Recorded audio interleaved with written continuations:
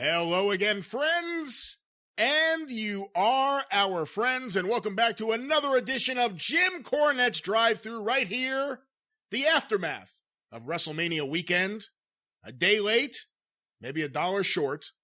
I'm the great Bryan Last, your host for this fine program. Different format this week, and it sounds like the Fiend is behind me making his noises.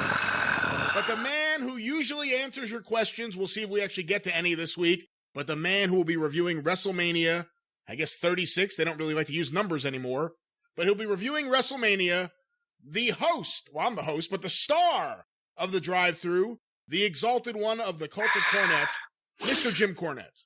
I hate you. Me? When I was groaning earlier while I was tearing my hair out, I scared poor little Harley Quinn. She poked her little head up from her nap and growled slightly, which indicates that she was perturbed. No, in no way was she perturbed as much as I was perturbed at you, great Bryan Last, formerly great Bryan Last, now on Jim Cornette's shit list Bryan Last, because you are the one from your chicken lips on that face of yours, that slappable face of yours. You're the one that said, Jim, you got to watch this WrestleMania. You got to fulfill your promise to the fans. They want to know. That's right. They want to know what you think. They want to know what the good is, what the bad is. They want things pointed out to them from an insider, from somebody who's been there, who's main evented WrestleMania. They want to know these things. They want to hear what you have to say. You've got these legion and legion of fans, the followers of the cult of Cornette. You can't let them down. That's what you said to me. You no good pea-picking son of a sea cook. That's exactly what you said to me. And you put the guilt trip on me is what you did, Bryan Last. You made me feel guilty. You made me think of all of the sick and the shut-in out there that needed to see the need to hear the TV main event of Jim Cornette talk about WrestleMania. All the poor people that are quarantined, they're closed up in their various houses, apartments, cardboard boxes, wherever they may live around the world, waiting to hear this, and the burden was on me.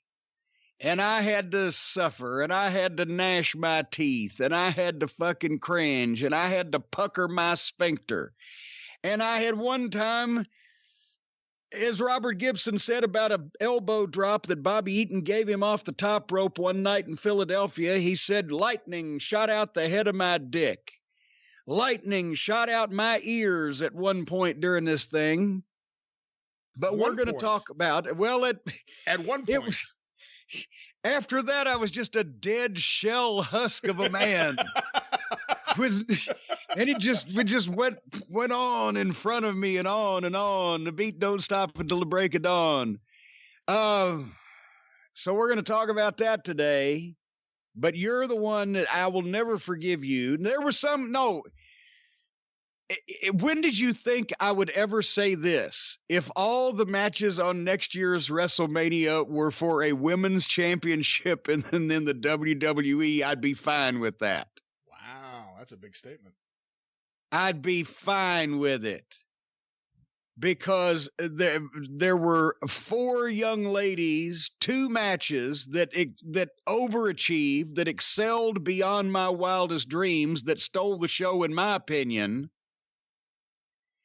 And also, my God, I don't know how to say this, and we'll quantify it and go into detail later on in the program. It probably helps that I saw the Firefly Funhouse after I saw the Boneyard match. Because the Boneyard match was good at something. We're going to talk about what that something was. It is not necessarily wrestling, but the Boneyard match was good at something. And it set a precedent that other stinker, that 4-finger stinker, 5-knuckle shuffle. No, it was the 5-knuckle shuffle turned into a 4-finger sphincter. I think John Cena apparently plans never to come back to fucking the WWE or wrestling or life as we know it. For being involved in that. I don't know. Poor John. Anyway, before we get there, we should mention that I gave people some false information on the experience that we just did a few days ago when I said that there would probably be a 5 to 7 day turnaround if you order at JimCornette.com to Cornette's Collectibles. That was overly optimistic. Folks, thank you for keeping me busy. And you know my schedule, Brian Last, because you're the only human being I speak to besides Stacy and Harley Quinn ever these days. We record these programs. I go back to filling orders, packing envelopes and boxes, signing things, shipping things out to the cult, and I sleep and I get up and do the same thing over again. If I'm not literally recording something with you to broadcast to the followers, I am filling envelopes to send to the followers. So let's go 7 to 9 days now from the time that I get it. We're battling as hard as we can. I'm shipping 4 days this week. I have an hour each morning booked in advance, 4 days this week, every day that I can get my dedicated clerk. And I wheeled in everything that I could take in 2 trips out of the truck this morning. So a lot of stuff has gone out. But to feel safe, order now and feel like I'm going to mail it to you in 7 to 9 days. And the only reason I don't say stop ordering is because I don't want to get yelled at, because the Wrestling Gold 5-disc set in the library case at this rate will only last about 10 more days. And they're going to be gone. And then we got to do backup plans and things because there ain't no more of those. Well, so I might in times like these to invest in gold. Well, there you go. Wait a minute. Hold on here one second. Hold on here. Oh, thank you. Yeah. What a pleasure to be here. There you go. Thank you. 2 shows on Friday. Tip the veal, try the waitress. Anyway. So I'm not even going to sell the products. They're selling themselves. Otherwise than to say, assume that everything on my website will be sold out in the next month and act accordingly. But that's all I'm doing every day, folks. It's not like I've got anywhere to go. So I am applying myself as hard as I can, and you will get your stuff in the order in which you order it. So when I'm going to cut off the sold out stuff when it's sold out, and everybody obviously eventually will get that thing. JimCornette.com. And also, you're supposed to be fucking running this show here, so we should tell the people what else they're going to hear this week in the way of programming. We got Stephen P. New on the show later on today. I'll mention him to enlighten us on the new unemployment regulations, the Small Business Administration loans, etc. But this Friday is a big experience, right? April the 10th, wherever you're listening to this in the time continuum, the Jim Cornette Experience that debuts on April the 10th. Our guest will be Kevin Sullivan to comment on and set the record straight on some things from the Dark Side of the Ring Benoit incident documentary. It's the first time on a mainstream basis anywhere in any major public forum that since it happened, that Kevin, think about it. When's the last time you heard him talking about it? You haven't. That he's talked about his relationship with Nancy, what went on with his program in WCW with Benoit, the incident itself and the fallout, the whole 9 yards. And I think it's going to surprise some people, and why he wasn't involved in the Dark Side of the Ring episode. But there's only a few people involved that have never spoken. Kevin is one of them. We'll talk about some of the other ones when we speak to him, but that's Friday on The Experience. April the 10th. Is that correct, young man? That is correct. All right. So now I've just taken over this program. You have. Well, other programming updates. We actually have because I do it well. You're very good at this. But we promised everyone, we don't want to do a bait and switch here like Roman Reigns just vanishing and never being mentioned on the pay-per-view. But we promised people a review of the Ruthless Aggression documentary, and what better time than now after that Cena match to talk about that documentary. But we anticipate this review and whatever else is on this episode, Stephen P. New, going long, so we're going to push. We do have some follow-up questions, you said, on WrestleMania. Well, we have a lot of questions. I don't know how many of the follow-ups we'll need after your review. I don't know what you're going to say yet. I'm just like the listeners. That's because it's fresh. We haven't talked to each other since I've witnessed this. So that's why the animosity was still bubbling over. But the Ruthless Aggression review, more than likely, again, not today, so it'll probably be on The Experience, and listen to The Experience to find out where we delay it to next. Yes, and you know when it'll be there? When it fucking gets there. That's when it'll be there. How about that? How about them apples?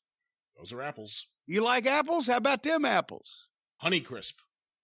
Do they still? Does anybody ever walk up in the locker room anymore and go, "Hey, are you into real estate?" And the guy goes, "Yeah," and then you fucking tap him in the fucking nuts and say, "Here, let me give you a couple of acres." I don't. That was the way guys used to greet each other a lot when they walk in the locker room. Anyway, who was greeting people like that? It was something that people did. Or, I guess, we talked about it on the show here a couple years ago. Didn't Orton hang his dick out and fucking fondle it and then ask people to shake his hand or something? Yeah. This was a little bit funnier and quicker and got over a little bit faster. Yeah. You into real estate? Yeah. Here, let me give you a couple acres. There you go. See? Right there. Some visual effects there. All right. Anyway, with all this programming that we're recording and all of the packages that I'm packing, I needed some fucking energy. I needed some relief, as Jerry Clower once said. And since I don't run marathons or train for jujitsu or do any kind of major exercise other than breathing in and out. And at my age, that's sometimes enough. But when I need to get up off the couch and get these things done, you know what we do, Brian, because you do the same thing when you record your 18 shows a week. We take the Beat Elite. I love the beats. You can't beat them beats. Because Stacy started, and she said it actually worked. And so then I figured I'd do it too, and son of a bitch, wouldn't you know who won the pony? And it tastes great. It tastes great. I'm not a beet freak as far as the taste of beets, but it has a little of fruitish, because a beet is a vegetable, right? It has more of a fruityish. So. Yes. It has a fruityish taste instead of. It's not like taking your vegetables. It's like drinking a nice drink of a flavorful cocktail rather than just vegetables. So anyway, but nevertheless, it promotes oxygen efficiency, energy, stamina, the whole 9 yards. And you can feel it when it kicks in when you're in the last run of 40 envelopes you got to address, or when you're packing all those boxes into the big boxes that fit onto the dolly and then throwing them in the back of Black Beauty. You need some fucking, I feel like I work at a UPS center, but I get this shit done after I have drunk my Beat Elite. Do you not feel the same way when you have to go out in a pandemic? When you have to go out and, because you're right in the middle of the epicenter of this whole thing, people that have shit growing on them when walking down the street in New York and New Jersey right now, and you go out and it gives you the strength to go on and fight the fight from the front lines at the post office, does it not? I actually used it earlier today. The kids, believe it or not, even though they're going to school online, they get a lunch break, and we decided to go play some basketball in the backyard. It was a beautiful day here in northern New Jersey. I drank some Beat Elite, went out there, and next thing you know, I'm like Michael Jordan. I'm dunking on everybody. Wait a minute. Yes, you idiots. Your kids are 2 feet shorter than you are. You go out there and play basketball with them, and you're dunking on them, and they're 2 feet shorter than you are. I felt like Kareem Abdul-Jabbar. I bet you did. Well, nevertheless, but I bet those kids were happy because they had some good exercise and some beats from Beat Elite. So you can take your game, folks, to the next level with Beat Elite by going to Live Human, HUMAN, livehuman.com/JCE, and you get 20% off your first purchase. The team at Human is making this offer exclusive to my listeners only because they know that you folks like a good product. You won't find a deal like this anywhere else. That's livehuman.com/JCE, livehuman.com/JCE. Actually, don't /JCE. I wish they'd come up with a different, like, hyphen or something, rather than everybody gets slashed at the end of these things. 20% off. Beat. Elite. Beat. Elite. Beat. Elite. Beat. Maybe that's why he's so fucking hyper and he points his fingers and prisses around like Mascaras with the fucking corn cob and all the faces he makes, because Kenny Olivier is wired up on the beats. He's a beat freak. He's wired up on the beats. It's like, I'm telling you, something's running through that boy's veins. Anyway, what are you laughing at? You keep laughing when I say things. I'm not trying to be humorous here. Of course not. Trying to educate to people. I think you're doing just that. Speaking of educating, should we go now to our legal expert? Because we've talked about this. We're going to talk to him at length about it. But with all the new rules that they have installed to try to keep the global economy from crashing into the center of the earth, even wrestlers and or independent promoters might be eligible for some of this fucking cash that they're doling out. And we wanted to go to the horse's mouth himself, rather than other people who might be at the other end of the fucking horse. And you know what Norman Frederick Charles III to me said one time? He said, you know what a great promo line. I managed him in Georgia in 83, right? For 6 weeks. And he was a fucking classic guy. What an old timer, a fucking jokester. He'd ask a waitress, are you allowed to take tips? She said, oh, yes. Well, then take a tip over there and get me a glass of water, would you? Did he ask if you were into real estate? Well, as a matter of fact, I think he probably did. But no, they don't have acres over there. They measure it differently. But also, he said one time, he said to Cornette, you know what a good promo I used one time is? A promo line I used one time. I said, well, let me tell you, if you want the oats fresh, you're going to have to pay, because when they come out the other end of the horse, they come a little bit cheaper. I said, Norman, how the fuck would I apply that into a wrestling promo in any way in light of what we're doing here now? He said, I don't know, mate, but it's a fucking great line. But anyway. Hence, there weren't many Norman Frederick Charles III promos in the United States. The Royal Kangaroos, him and luscious Johnny Boyd, the sunshine, lollipops and rainbows, waterfalls. That would, if Jonathan Boyd had had a fucking shotgun pointed at his head and said, you walk to the ring to this song or we will blow your fucking brains out. Sunshine, lollipops and rainbows, water. He would have said, shoot me, mate. He was such a miserable motherfucker. He would have held up for the business, but also there's no way that he would have allowed anyone to think that he was happy. Oh, but anyway, speaking of somebody who's always happy to be on the program, we're going to have our legal expert here in a second, Stephen P. New. And apparently I'll just blather on until you somehow fucking plug him in, and then we'll talk about this subject. Well, Jim, now it seems like it would be a good time to tell the listeners, and I guess all the wrestlers out there listening as well, a little bit about the new regulations that have gone into effect that affect unemployment and specifically the gig economy.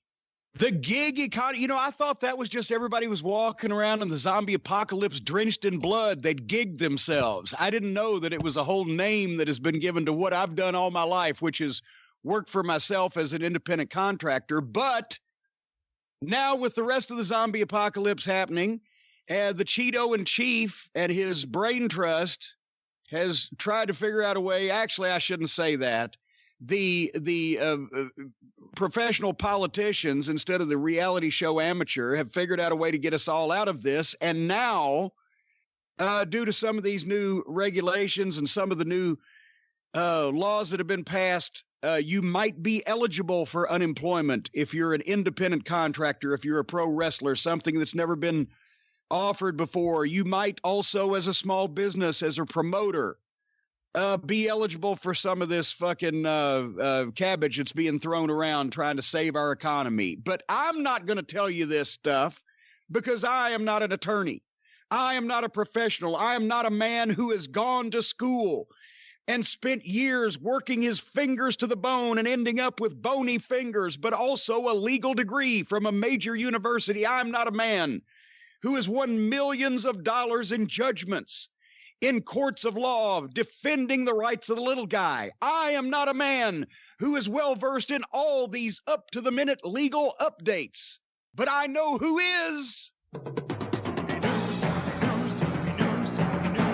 Call Stephen P. News.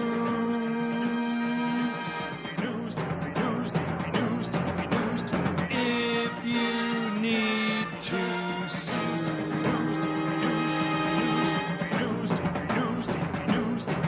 An outlaw mud show or two. He'll sue the rest. Yes, ladies and gentlemen, why would I give you a layman's opinion when we can go directly to the consigliere of the cult of Cornette, the law office of Stephen P. New, newlawoffice.com, 888-692-8084, the man himself to tell us what's going on with all these new rules and regulations. Ladies and gentlemen, the inimitable Stephen P. New. Stephen, thank you for being on the program. You're welcome. Hello, Jim. Hello, Brian. And Brian, say hello to Stephen. Hello, Stephen. Well, I can see how this professional spot is going to go. So yeah, this dog and pony show is in full effect here. Boy, if the people only knew what they didn't hear. But ladies and gentlemen, Stephen is here because Stephen is, as we said, with this unprecedented, program, one of the unprecedented programs that they've put in effect to try to bail our worldwide economy out is now potentially of benefit to some of the guys in the business who may have lost their income from all the shows shutting down, or some of the promoters that may have lost their ass from having to cancel all those shows. that's exactly right, Jim, that Congress acted in a near unanimous fashion to try to put together a relief bill when it was apparent that the economy was tanking due to the effects of coronavirus. And there's some unprecedented portions of this law that I think the wrestling community can benefit from knowing about. Well, first off, if you're a wrestler, you've always been, and we've talked about this on the program, if you're a professional wrestler just working everywhere, you are an independent contractor. Whether that designation should hold up in the WWE is a whole nother can of fish. But you've never been eligible for unemployment. Because you've never been an employee to be unemployed from. You work for yourself, and that's been a loophole or whatever in the regulations. How is this different now? What would the guys need to do? Well, this particular law for this claim, Jim, changes that designation in the federal identification of the word employee, and allows independent contractors who have in the past performed, for lack of a better term, gig work. It would be professional wrestlers, musicians who play in bars and restaurants, and so on and so forth, to file unemployment claims in their state unemployment office where they live. And that's the big change under this current law, which would allow those gig employees to make unemployment claims. What do you need to do, because I would assume that there's going to be people trying to Zoom the government on this one. So you can't, if you're a musician who makes his living by playing in, as you said, the different variety of live music venues around town every night, and suddenly there are none, they're all closed. That's one thing. But what if you played once at your uncle's, cousin's bar mitzvah, and now you're trying to go in saying you're unemployed because all the bars and restaurants are closed, you weren't working? What type of proof do you have to show that you have wrestled or played music or done your gig on a regular basis? Sure. Let's take it from the ideal to the less than ideal, Jim, if we may. Okay. Ideally, for these gig employees, they would have their 1099s that were issued to them from these various places. And I mean, that's the easiest sort of proof that they're going to have to provide to their local state unemployment office, right? If they get, say, 5 1099s at the end of the year from various places who have provided them with income, then they're just going to need to take those 5 1099s in, or scan them in on their phones or a scanner or what have you, and apply it at their state unemployment office. That's sort of the easiest way that a gig worker, a 1099 independent contractor, can do this. Now, let me jump here. So, for just personal experience, the professionally run companies who actually do give you 1099s for the money that you make working for them, I can speak. MLW does that. The NWA Lightning One does that. Ring of Honor does that. So if and this enters into a whole nother situation that we used to try to teach the guys in OVW about paying their taxes and keeping their records. But yes, I assume Impact does that. Any company that's actually, run responsibly and pays their own taxes probably does that for the guys. Some of the guys at the lower level who just work, locally and in cash or whatever may have an issue there, but already you're the group of wrestlers that comprises that you talked about, guys who would have 1099s, are the cream of the crop and the better group of independent wrestlers to begin with. So automatically they can be eligible for this. Right. That's right. optimum. Now, what less than optimum? All right. Let's talk about less than optimum. And I have already given this advice to some of the guys here in West Virginia, for instance, that I have known. And back to your point, Jim, and let's say that someone's being paid cash or something like that, then this program is going to put them, quote unquote, on the radar screen. For instance, if they haven't been reporting their 1099 income, if it's been paid in cash or what have you, or there's not been a 1099 in those examples that you gave of some of the larger wrestling companies, that 1099 is turned in from both the company that employs the independent contractor. So they're already on the government's radar screen. Right. It wouldn't do one of the boys or girls any good to try to avoid that, because the wrestling company's already told them what they paid that individual that year. But the advice that I'm giving what you're saying is that some of the guys who haven't actually been reporting all the income they receive in cash, if they go to the government and tell them they've lost it, they're kind of stooging on themselves, or as we used to say in TNA, divining themselves, just telling on themselves in public. So that might not be a good idea. Yes, they are. So they'll have to weigh the pros and the cons of this out.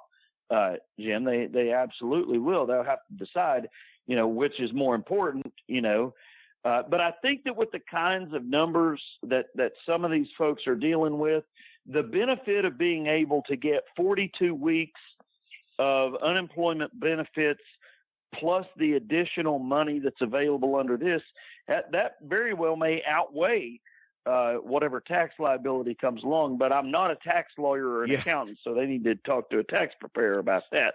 But some guys think about this. Some guys may now be able to make more money in the wrestling business now that it's shut down. Had some of them contributed to the shutdown. No, I'm just joking. Well, we've known that they should be trying to get an income elsewhere for a long time. Yeah, just change the profession. Don't shut everything down. But there you go. Change your individual profession, pal. Not the profession for the rest of us. But on the less than optimal, the advice that I've been giving some guys here in West Virginia is, let's say that they're paid in cash and they have no definitive proof. They aren't issued a W-99. They've got no definitive proof of what their income is or anything like that. I think that the proof that could help them solidify their claims is, and I know you're going to laugh when I say this, but the sort of typical wrestling poster that's got that picture with everybody sort of around the logo that everybody knows, that, and perhaps an affidavit from a fellow wrestler. I don't know whether the promoters are going to, what they're going to think about this or what have you, but, certain promoters ought to be able to say, this guy wrestles X number of nights a year for this promotion, and I pay him X dollars, and that's why he's seeking unemployment. It's a very simple, probably 3 or 4 paragraph affidavit, where if the guy can, with programs, posters, maybe an affidavit from the promoter or a few fellow wrestlers, that would be enough supporting evidence to make their unemployment claim. Well, that's not as goofy as it sounds, because when in the past, when we have done or gotten involved with doing visas for some of the guys from Canada or whatever, Jericho was this way, Elgin, the government accepts, because they want to know that someone in that event applying for a visa is a very specialized talent that's unusual and you can't find everywhere. That's why you're bringing this guy in, because you can't find somebody in America with this specific talent. And we would send them kayfabe articles and programs and pictures with championship belts as proof that they were, because the government didn't know and didn't give a shit about whether wrestling's a work or not, and that they didn't know. Oh, this guy's won this big championship belt. They'll take that. So, they're not going to investigate whether or not that, Clem's Championship Wrestling over in Ottumwa, Iowa, plays in front of 16 people or not if the poster looks good. Right. What about Clem's Championship Wrestling and all the independents out there? Some of them who hopefully stay closed, but others who are trying to actually do wrestling and now have been shut out. What about promoters, either small companies or just individual promoters? How do they figure into this? Well, Jim, this applies to a lot of small businesses, yours, mine, the Arcadian Vanguard Network, as well as any number of other small businesses. And that is the $349 billion in forgivable loans to small businesses who pay their employees during the COVID-19 crisis. It's called the PPP, the Paycheck Protection Program. So it doesn't matter if someone's a sole proprietorship, an S Corp, C Corp, or an LLC. The loan amounts are forgiven as long as the loan proceeds cover payroll, mortgage interest, rent, and utility costs over the 8-week period after the loan is made. And what goes into the soup is exactly that. It's the cost of payroll, mortgage interest, rent, and utility costs. And that amount is then taken and multiplied by 2.5. And if you as a small business can show that for the 2.5 months immediately after you get that money as a small business, that you used it for payroll, mortgage interest, rent, and utility costs, then that amount is forgiven by the federal government. And there are some caps on that, how much people can make on the payroll and be reimbursed. But I think it's a really great, program. And even if you don't use it, say for those reasons that the federal government says, the payments on this are deferred for 6 months, and you can use it on, let me see here, payroll, interest on mortgages incurred before February 15th, 2020, rent under lease agreements which were in effect prior to February 15, 2020, and utilities so long as the utilities were hooked up before February 15, 2020. Well, let me ask you this, though, because that sounds good for, Dan's Widget Company.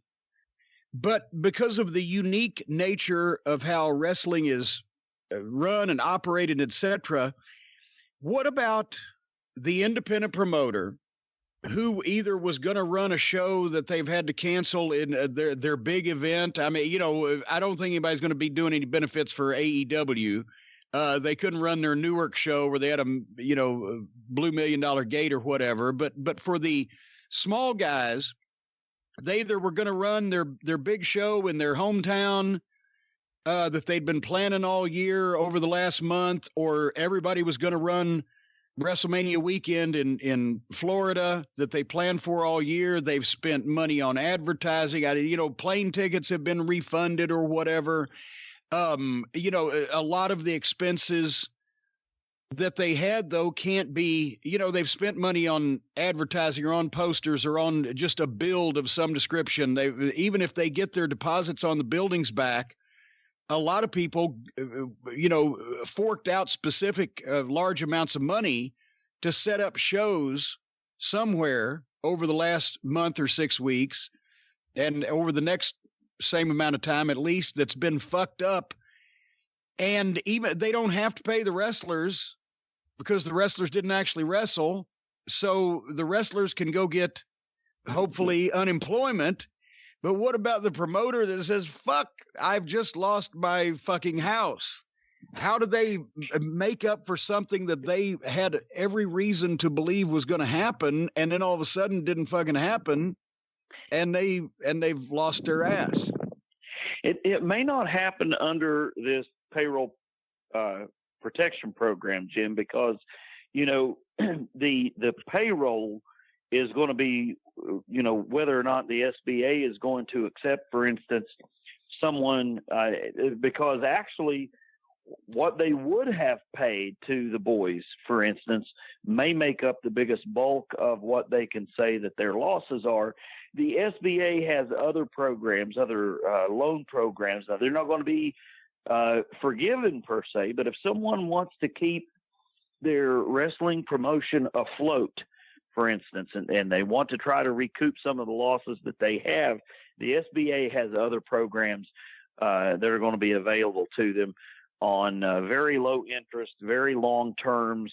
And that would be my recommendation to someone who's running a wrestling promotion and who wants to try to salvage it and keep it afloat, is to try to take one of these low cost or 0% SBA loans that are available out there. And all that information is available through SBA.gov. Well, that's a good thing. Money is free now to borrow, practically. Gas is almost free, but we can't go anywhere. But you've given a lot of detail here today, and unless people were listening with paper and pen, they may not have gotten everything. But at newlawoffice.com, your website, you have links to the individual states and individual programs and et cetera, where people can go and study more about this at their leisure. Is that correct? Yeah, that's correct, Jim. We're putting out some COVID-19 information on the website. It's links to individual state unemployment web pages, and that's how someone can start their unemployment application.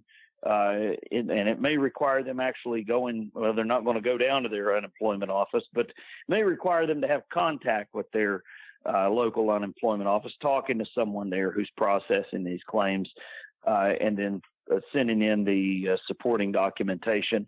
But that's a really helpful resource. Whatever it's called in your state. In West Virginia, it's called Workforce West Virginia. It may be called the Bureau of Unemployment Programs. But this is at least a good place for anyone needing to know where they start the process. And that'll be available on newlawoffice.com, as well as the links to the various resources from the SBA for wrestling promoters or any other small business who needs some help. And, of course, that number to call is 888-692-8084. I understand you also answer that phone line personally every single time it rings. Now, see, this is where you get me in trouble, Cornette. So, So your mouth writes checks that my honey can't cash. See, so and also, ladies and gentlemen, if you're in Australia and you need representation, Stephen is opening up a new office in Brisbane to handle all the Australian business that he's gotten from being an exclusive sponsor. I knew this was going to go south on me at some point. There you go. Jim, in all seriousness, if I can just take a moment, you know that I love the Colt. I've sent them all T-shirts at this point, as far as that goes. But just on a kind of a serious note here, I love all the listeners. I love the feedback that I get and everything. But in all seriousness, I wish I could help everyone that reaches out. A lot of times I don't have that specialty, so I try to get them in good hands. I can't always handle every case that contacts my office, but it's not because we don't care about them. I may not specialize, may not be in that particular area doing that particular kind of suit that they're calling about. But I don't want anybody to think that it's because, we don't care about them or don't care whatever situation has caused them to reach out to a lawyer to begin with. So I just wanted to throw that out there before you continue to. And you're only one man. You're only one man. Also, you can't save the world all at the same time. You have to go around and also there was that one guy that wanted you to sue somebody for farting in his general direction. He didn't think that there was a lot of basis. But anyway, thank you, Stephen, for clarifying somewhat the new rules and regulations from the government. And stand by, folks. Who knows what will change from here the longer this lasts. But in the meantime, newlawoffice.com, 888-692-8084. Thank you, Stephen. Throw another shrimp on the Barbie for our Aussie fans. Good day, mate. All right, see you guys. Well, there it is. Stephen P. New, 888-692-8084. Of course, get even with Stephen at newlawoffice.com. A great friend of the show, of course, the consigliere to the cult of Cornette. The what? Consigliere to the cult of Cornette. Consigliere. Now, a lot of Italians don't pronounce the G. Well, a lot of Italians can go piss up a rope. It's their word. Who said, how can you own a word? Don Corleone. Well, if he was the Corleone of the cult of Cornette, that'd be of another matter. Are you a fan of The Godfather? How do you know? How do you know it wasn't Corleone? Well, that's what some of the ignorant people call him, of course. But now you're casting aspersions. Am I a fan of The Godfather? Come see, come see. You like Godfather 2 better? I don't really. You know what? I don't really remember the difference between the two of them. It's been so long since I've seen either one of them. I just remember there were a lot of fucking people getting shot. Surely you agree that Godfather 3 was awful? I don't remember seeing Godfather 3, and try not to call me Shirley anymore. Well, a lot of people, Jim, are calling WrestleMania. I'm getting in a silly mood for this review. You sure are. A lot of people are saying that WrestleMania was the Godfather 3 of WrestleManias. No, I think. Wait a minute. Which one was the real stinky Exorcist sequel? I don't know. Exorcist 5, the fucking birth of the goddamn donkey. I don't know. It actually, once again, it was the sublime and the ridiculous. There were actually efforts over and above what you would think, and people that excelled with what they had to work with. And then it was fucking lunacy. And then it was fucking silliness. And then it was some more excellence, followed by lunacy and silliness. Well, in the beginning, there was AC/DC. What did you think of night 1 of WrestleMania? I guess it started actually before AC/DC. I was waiting for some kind of fucking question. Stephanie McMahon opened up the show from a studio, welcoming everyone to this unique 2-night WrestleMania. Well, let me ask you about this first. Beyond the actual content of the programs, they have been rather long, these WrestleManias. Yes. Did you like the idea of breaking it up over 2 nights? Yes, because that allowed me to the network allowed me to go back the next day and watch the whole fucking schmear at my own pace, which in some cases, as we will find, was zipping through the slow spots. But yeah, it's easier to digest a show of that length. So yes, and I know they have a stadium, they can't fill a stadium twice in a row or whatever, but it's just. Sometimes everybody can't play in a goddamn championship game. Have a livable length of a show, 4 hours for a big TV production like that. When you're doing 6 or 7, it's ridiculous. Even if next year, I'm not one of the people in favor of having the greatest show on earth that only happens once a year, 2 days in a row. Just don't let everybody on a goddamn show and don't indulge everybody to go 35 fucking minutes. That would help some of it. But anyway, I digress. The Stephanie McMahon intro I liked because she let us know that the WWE was doing us a big favor presenting this show in all of our times of strife. So fuck. This will be a common theme throughout the program. I love everything that the technicians at the studio of the WWE does. The video editors and the guys that, Dave Sahadi, who recently has been working for Impact again, worked for TNA for years. He worked for the WWE for years and was the guy that would write those dramatic voiceover intros that was really cool and talked about the rivalries and the championships and the glory without just being all fucking showbiz, right? He had the big feel to it. He was a great copywriter, and they'd get the best voiceover voices. And the packages that they do, whether it be the America the Beautiful montage, which I'll tell you a funny story about in a minute, or the Hollywood intro montage, that shit, it's state-of-the-art editing and production and graphics. And they have a Hollywood quality or network television quality facility there, and the people in that studio know what the fuck they're doing. And this now, as we've seen, is a movie company. But imagine, I always go back to they harnessed that for good. If you harnessed the talent they have to make wrestling look like a shoot instead of like a goddamn theme park in some cases, they'd blow the UFC away. Even on fucking, network. But anyway, every time I hear Vince say the Queen of Soul, Aretha Franklin, that's what they used to fuck with him about. Bruce and Pat and the people who had been around long enough to fuck with Vince in a chiding way about something he wasn't really fucking upset about. They would make fun of the way that he introduced Aretha Franklin at WrestleMania 3 and almost had a goddamn aneurysm. The Queen of Soul, Aretha Franklin. I can't say it loud now. It'll scare baby over here. But they, anyway, the montage was great. The intro, and for those about to rock, then that busted in, and they will license fucking legitimate music, which makes them look fucking big time instead of, doing all the generic bullshit. And the video was so good. If they had cut, I wrote this, if they had cut to a screaming stadium out of that For Those About to Rock video, I would have stood up. But instead, because of the fucking circumstances, we don't get a screaming stadium of 70,000 people, at least until Vince announces this attendance at 70,000 people.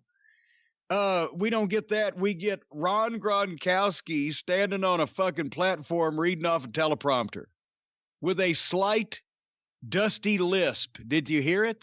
Just a little bit, baby. Now that you say that, I kind of could hear it, but I didn't pick up on that. There's a hint of it. As Austin Idol said one time, is there heat? I can feel it. It's not scalding, but it's there, baby. This was insufferable. He just fucking read a bunch of shit somebody had written for him about how fucking cool he was. Hey, party on, Garth, or whatever the fuck. And brings in fucking Mojo Rawley. I wrote, it figures these two would be friends. What the fuck? It's like they're fucking 17 and, their first beer in the fucking basement. I think it started with The Rock several years back, but the whole idea of a host for WrestleMania. To do what? What do they do? Yeah, there's no function to that role. It's just like we have someone we really want on the show and we can't come up with a creative way to use them, so there will be the host of the show and just randomly appear at times to say nothing. But they found the right guy to do it in Ron Gronkowski. Rob Gronkowski. What, somebody stole from him? They robbed him? Well, maybe it was that Mojo Rawley picked his fucking pocket while he was standing up here with him. But having said, the first match on WrestleMania is Alexa Bliss and Nikki Cross against the Kabuki Warriors. This was how they started off the fucking festivities. I like the setup with the, no seats, obviously, lots of set all around, so it doesn't seem as empty and cavernous and cacophonous as they did the first couple weeks of Empty Arena stuff. But I as soon as I saw this match was happening, I said, I'm going to fast forward 3 minutes. I fast forwarded 3 minutes, and when I stopped, I saw Alexa Bliss standing on the apron. Nikki Cross is in the ring getting shit kicked out of her by the other girl. When the other girl backs Nikki Cross up into the middle of the ropes, Alexa Bliss walks down the apron, tags her on the back, a back slap in the middle of the while she's in the middle of the ropes, nowhere near her with a hand on the corner or the tag rope or whatever. Then she walks back to the corner. And Nikki and the other girl continue working, even though the announcers called the tag and the referee acknowledged the tag. Alexa Bliss then walked back to her corner and stood there while Nikki kept working with the. And then they went to Nikki and the other girl went to the floor on the other side. And I said, I can't do this. So I know that Nikki Cross and Alexa Bliss won, and I couldn't possibly give a fuck how or why. Does that about cover that one? I guess so. It did go longer than it probably should have at various points, and this wasn't unique to this match, but it seems that certain people in that company don't know how to wrestle without playing to a crowd, even if there's no crowd. Well, I noticed, and on some of the entrances, on the entrances, I can buy it because you're doing a pose for the cameras, for the viewers at home. It's it's the entrance. So it's not like you're looking for people in the fucking bleachers. But when somebody hits a fucking move and they pop up and they look around the building, wait for the fire up, like, yeah, that's what the fuck? Oh, I know what you mean. But anyway, I don't mean to slight the ladies because, as I'm about to say here later on, they stole the show both nights. But regular old girl wrestling in an empty building looks even worse than regular old girl wrestling with people cheering for it. I will just leave it at that. They went to, and by the way that I found to watch 6 hours of WrestleMania in 5 hours was to skip through the commercials that they have on the network, as well as the entrances. Because I figure on the entrances, nobody's going to get attacked by a fan out of the stands. So I think I know once they start to the ring, I know they're going to end up there, right? So I cut out a little time that way. But I did watch the backstage interviews. The promo with Sami Zayn and Cesaro and Shinsuke, where Cesaro mumbles a couple words and Shinsuke doesn't say anything. Whoever the girl interviewer is sucks and is generic and bland and stagey. But Sami Zayn cuts a great fucking promo. Yeah, he does. This fucking moron. Everybody cussed me and thought I was crazy because I did not see the greatness of El Generico when I said that is the worst gimmick I've ever fucking seen. That's the stupidest thing I've ever. This guy refused to take off that mask with this expressive face, and this guy that can fucking promo for fucking however long and sound like a real dick doing it, didn't want to fucking speak, was a mute. And everybody's, oh, Cornette just can't. What the fuck? I said he can work his ass off. As a babyface, he's sold tremendously. Stronger than he looks for his fucking frame, because he doesn't exactly have a Superman physique, but it doesn't fit the personality. He doesn't need it. I never had a problem with his work. He was the whiny ass. He was the second most whiny ass French Canadian behind Steen. But you could deal with him, and it just, the fucking gimmick was right. Can I get an apology from all the fucking fans from 8 years ago or 9 years ago? The Ring of Honor fans said, well, he just doesn't see how great El Generico is. I can't understand. Yes, because I saw this guy could fucking get out. Can I get an apology, anybody? What the fuck? I would have pushed this guy to the fucking moon. Anyway, we followed that good promo with the Grand Marshal of the Possum Day Parade taking on a shaggy busker in Central Park. What the... Now, you've been following this feud. No, I ain't been following it. They've been trying to get me to notice them. I've not been following them. Corbin does a promo to an empty building, like he's talking to, like you said, people and because he's not even looking straight at the camera. He couldn't be interviewed by somebody, or it wouldn't matter anyway, because he is so disingenuous. That is the opposite of genuine. Disingenuous. When he speaks, you don't believe a word he says.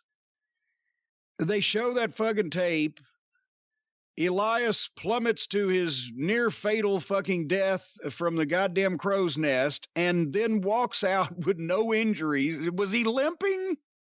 Was he favoring his back? He sold nothing coming out of his death-defying fall. From a 30-foot fall, and promptly breaks a guitar over fucking Grand Marshal Possum, and off we go. I noticed that the female referee sounded more real in this than either of these two. And we've seen that having a stiff wrestling match in an empty building can work. And we've seen, or will see, as Nick Goulas used to say, if you haven't already seen, you will see on this program later on in WrestleMania, we've seen that a fight done right, a rough fight can work too, but this fucking didn't. Because neither one of these fucking guys, they needed people to cover up, but this is just blah. And it's two blah-looking gimmicks for a blah-looking reason that Ron Gronkowski signed the fucking match to begin with. And I zoned out on this as it went along. I don't really have any critiques otherwise than when the finish came, Baron Corbin allegedly perpetrated attempted murder, certainly aggravated battery, possibly even fucking some type of mayhem charge on Elias by knocking him off the fucking deal. And Elias, the babyface, beat the heel by rolling him up and pulling the tights and getting, as Vince McMahon used to say in meetings, a quick one, where he'd do his fucking fingers in air quotations, a quick one, because he hated that term too. And then rolls out of the ring. He's got even. He got even for fucking attempted manslaughter at the very least by a roll up and a tight pull.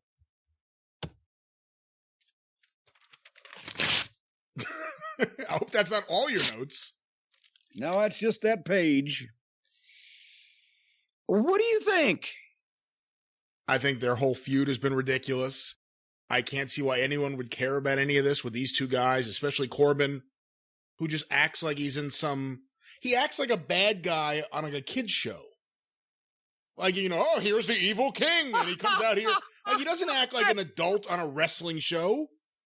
He acts he doesn't even act like an adult bad guy. He acts like only a bad guy that a kid would be scared of. Right.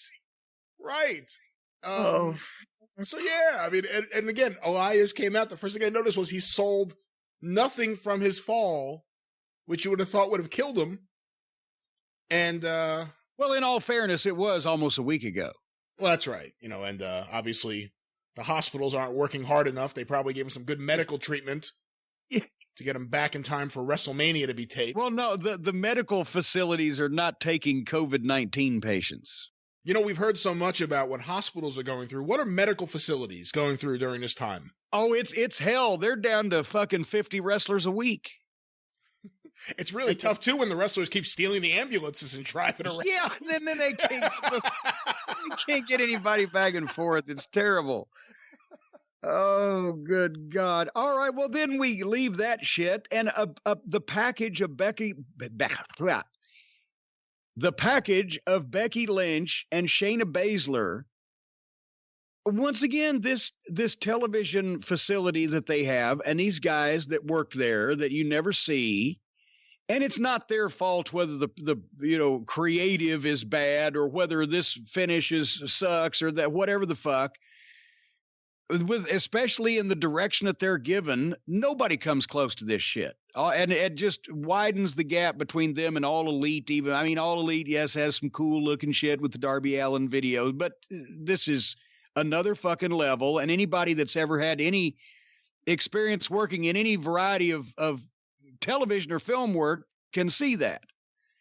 But also, this package, I could believe these girls.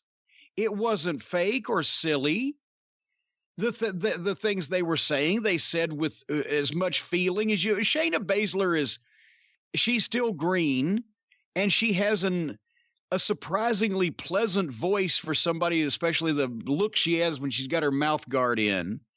She doesn't talk like a badass or anything, but you believe them. You believe they are who they purport themselves to be, and that they mean what they're saying. And in this package, that's the packages I love from this company when they have something like that to build around. And, then of course they cover, she's got to have the fucking truck. I can see Vince saying, "No, she got to drive up the truck, pal." If there weren't any cheers from the audience, but the announcers couldn't even go nuts. It was just like layout. Let's just see a fucking truck and honking the horn and she drives it and gets, that was flat to me. I think maybe the announcers could have brought it up if they were VO in it. If they were, "Am I the man? Trying to get a psychological advantage on Shayna Baszler by pulling up in the fucking 18-wheeler, blah, blah, blah," something. Rather than just the night was dark and the moon was yellow and the leaves came tumbling down in this deathly still parking lot, right? I don't know. Maybe it's just me. Well, we've learned from this WrestleMania weekend that it takes a lot for the announcers to get fired up, and sometimes they do it moments where you wouldn't expect it, and other times, let's just say, a brawl that goes over a half hour, they start whispering. So, I mean, you never really know what's going to happen in this Michael Cole-produced era of WWE commentary. We'll get there. Let me put some people over here first before we get there and start tearing them back down. But oh my fucking God. Yeah, the fucking Masters tournament announcing. But anyway, Shayna Baszler and Becky Lynch. This was the match of the night to me. I can from the time and now remember the announcers, sometimes I tuned them out because I would skip most of the entrances, and that's where they're identified, and all the except for JBL and Cole sometimes, although some of the youngers sound like Cole, but I know who they are. Sometimes I don't know who the fuck they are. The ring announcer is dressed like an idiot, but he did a good job. Announcing, but when Bryan last and there's no cheers or anything, it just hangs there.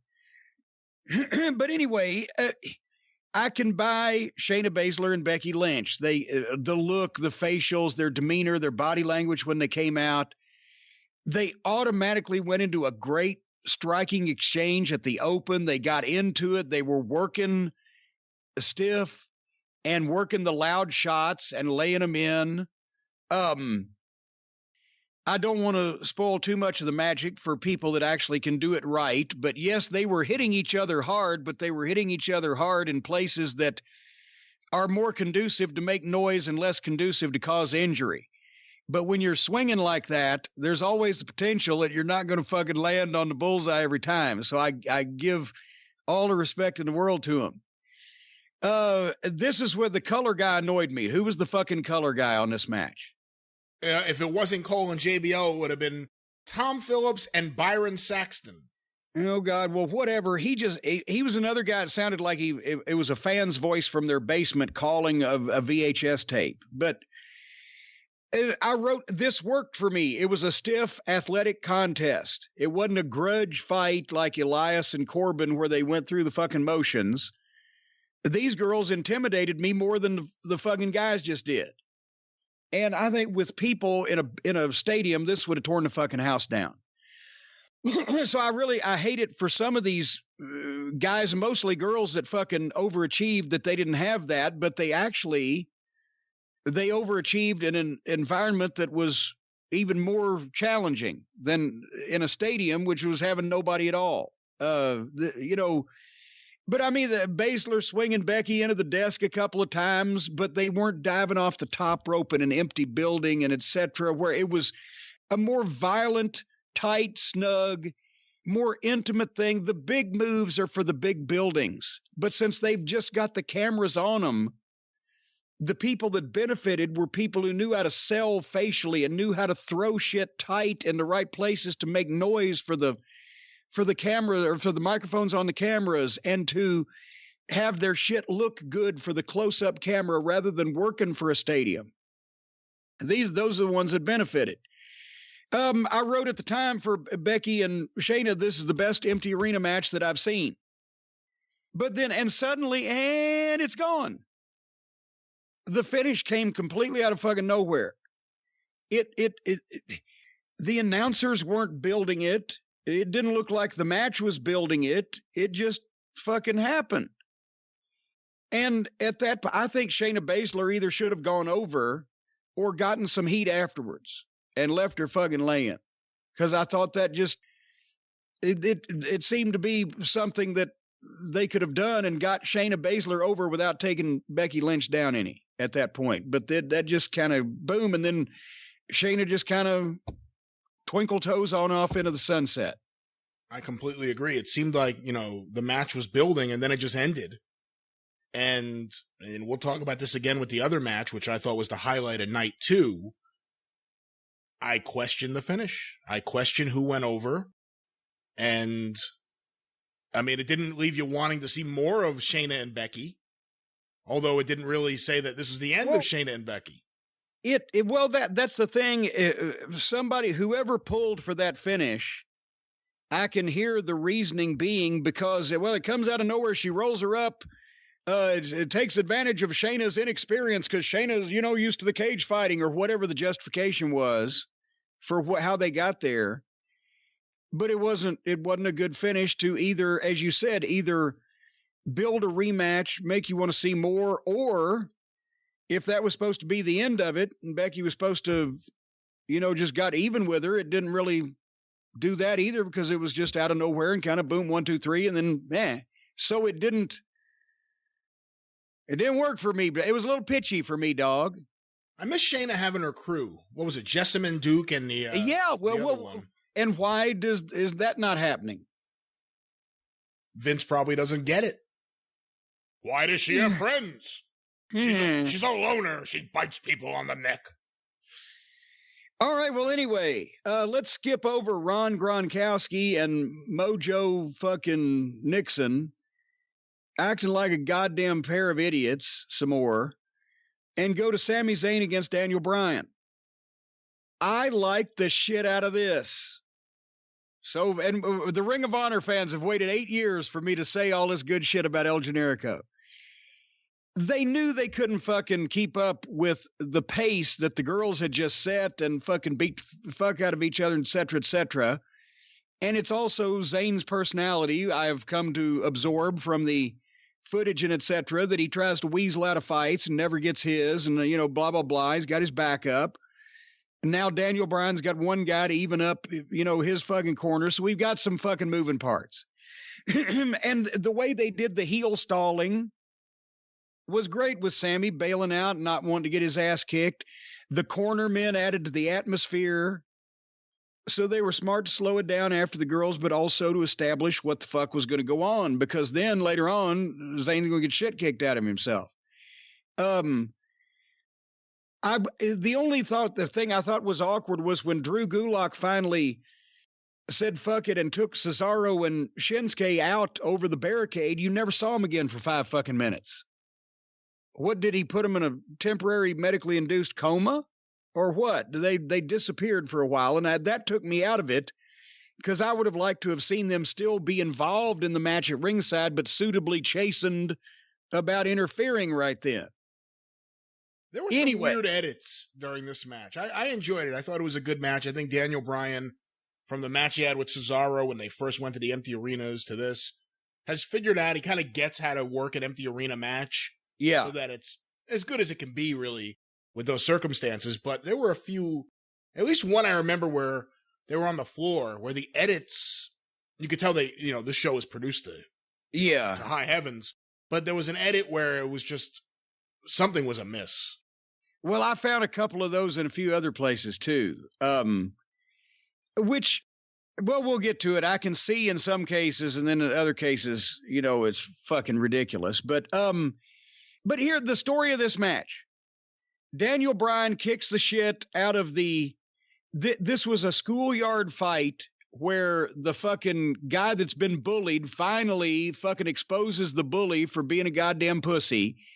And the bully's begging him, and Daniel Bryan worked it great. He almost killed himself on that dive to the fucking outside and pretty much rolled over the top of Sami Zayn and almost went headfirst into the barricade. And, for a guy that had injuries, I wish he wouldn't do that shit. But the slaps and the kicks, it sounds good in that environment. And it's his style anyway, but he makes it work, and he knows where to fucking land. And Sami Zayn did a great job. I thought he sold like a babyface tremendously in Ring of Honor. But here he showed that he can do it as a heel too. So once again, I will accept all those apologies and gift cards from all you Ring of Honor fucking fans from 8 years ago who thought I was crazy.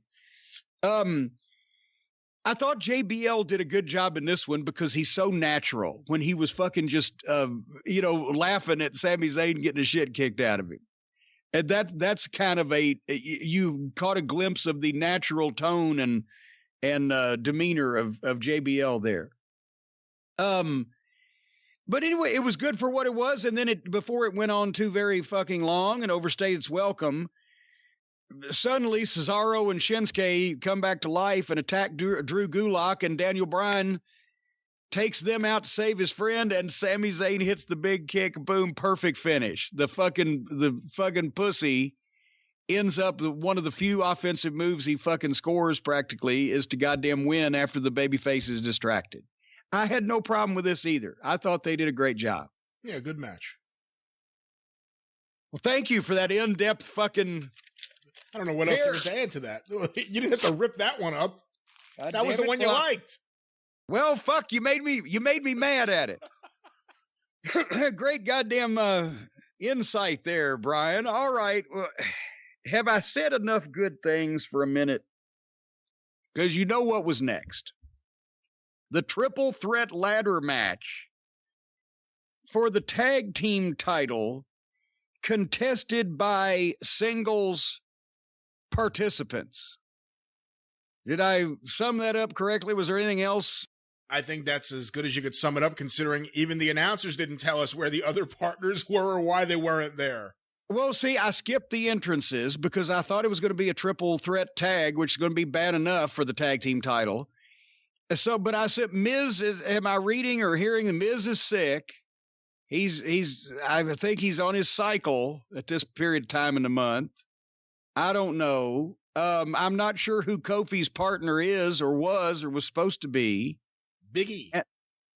Well, there you go. What happened to Big E? Well, I guess you couldn't have the tag team unless Morrison took a partner because Miz and he and then if you have one Uso, you have them all. No, you had both Usos, but you didn't have both champions. They made it a single match and probably put about as much thought into it as I just did there. On the topic of the Miz being sick and, of course, Roman Reigns as a precautionary measure not being there, someone told me, I don't know how true it is, you never know with these things, that Vince didn't want any mention of anyone being sick or of the coronavirus or anything that would allude to the possibility that anyone could be sick or put at risk due to the coronavirus or WrestleMania taking place during this pandemic. So that may be why there was no mention of why The Miz wasn't there. Well, and truthfully, and I don't think anybody would give a shit whether Miz is, there because he was sick or missed his flight or whatever the fuck. It's an underneath match. But there's an opportunity to tell a major story about why Roman Reigns didn't have his opportunity because, and then that nobody, if Roman Reigns, the superhero fucking wrestler, all things being equal, can't come to fucking Florida and fight for the world title because he's afraid of getting the coronavirus, then fuck him, right? But with Roman Reigns publicly acknowledged as a cancer survivor with a compromised immune system, that's the one reason. And he can tell a story about it. His family begged him not to go. Please, honey, don't go do it. Please, baby, don't go. You can hear what Dusty Rhodes would have done with that. And they could tell they don't have to mention anybody else or anything else with the coronavirus or afraid of the coronavirus or whatever the fuck. But if they told that story, that would save Roman Reigns. Apparently, Vince, as we will talk about later on, is not wanting to save Roman because this is the second time he was supposed to get the title at WrestleMania, and they said, nah, fuck it, at the last minute, right? With the time before with Daniel Bryan, and where was it, New Orleans? Yeah, I think so. Didn't Sika show up and was going to go kick some ass in a locker room like they fucked my boy out of the fucking belt? Apparently that happened, and then, the WWE has denied that happened, but I heard from a few people that Sika, and it wasn't just him, I think there were other family members, were so upset that Roman Reigns didn't go over that they were looking to start a fight, which is great. Yes. That's how they got involved in the business. They believed. They didn't like when Peter Maivia was getting his ass kicked in San Francisco. They were ready to start a fight then. They were ready to start a fight. Some people may not even know that you're not bullshitting. No, that's legitimately how Alpha and Sika got into business, correct? Yes, Alpha and Sika, the Wild Samoans, in the, mid-'60s, went to the matches at the Cow Palace in San Francisco. There was a heavy local Samoan population, contingent, whatever, and Peter Maivia was a top star in the territory at the time. And Alpha and Sika were beating the fuck out of the fucking heels that were fucking with Peter Maivia to the point where they smartened them up and trained them and got them in the business to prevent them from beating the fuck out of everybody on the goddamn roster. And that's how the dynasty of the Anoa'i family in wrestling began, because they were beating the fuck out of the wrestlers at the Cow Palace. Anyway, here's the thing. Okay, so the single ladder match, blah, blah, blah. By the way, I love John Morrison's music, his entrance, the psychedelic, his look. I always liked that kid. I love his work in single matches or in tag matches with good partners and opponents. As soon as this thing, immediately they each set up a ladder. There's ladders everywhere. These matches have gotten stupid and dangerous and painful and silly to begin with.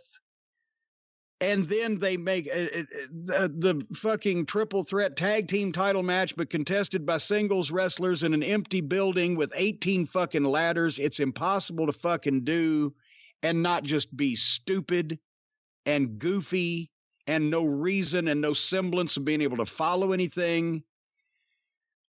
One ladder in a single match between two people, the way it was originally conceived, can work with the right people involved in it. Bret Hart and anybody in Stampede Wrestling, Dynamite Kid, right? Shawn Michaels and Razor Ramon, where you believe that still the object of this thing is a contest. The rules are that you have to climb this one ladder. You got to neutralize your opponent in some way to be able to set this one ladder up and climb it and get the fucking championship or the check or whatever's hanging over the top of the ring. And that can work in Shawn Michaels and Razor Ramon, or as Ric Flair said the night that Shawn Michaels had the match with the ladder. But no, I watched it and they did it and it made sense and you could still buy it. And the same thing with the work. It was invented in Calgary by Bret and the Hart family. That's why he was mad Michaels fucking stole it in the WWF. Candido and Smothers in Smoky Mountain.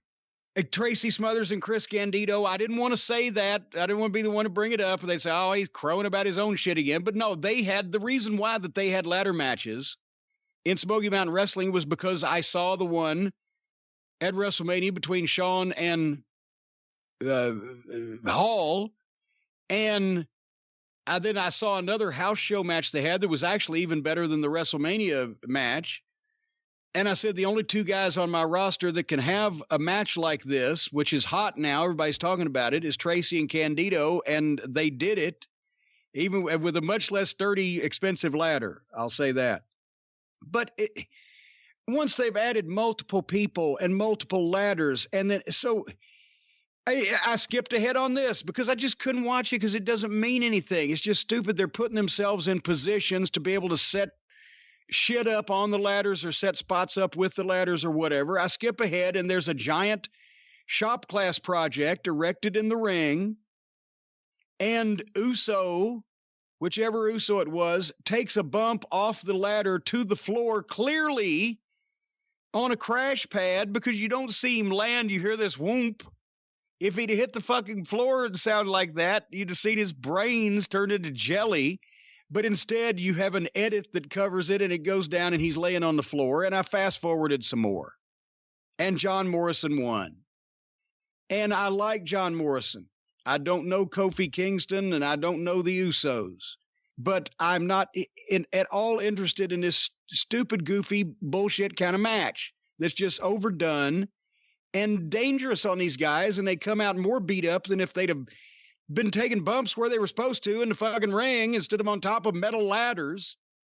And it's stupid. It doesn't make any sense. You can't make these matches make any sense anymore.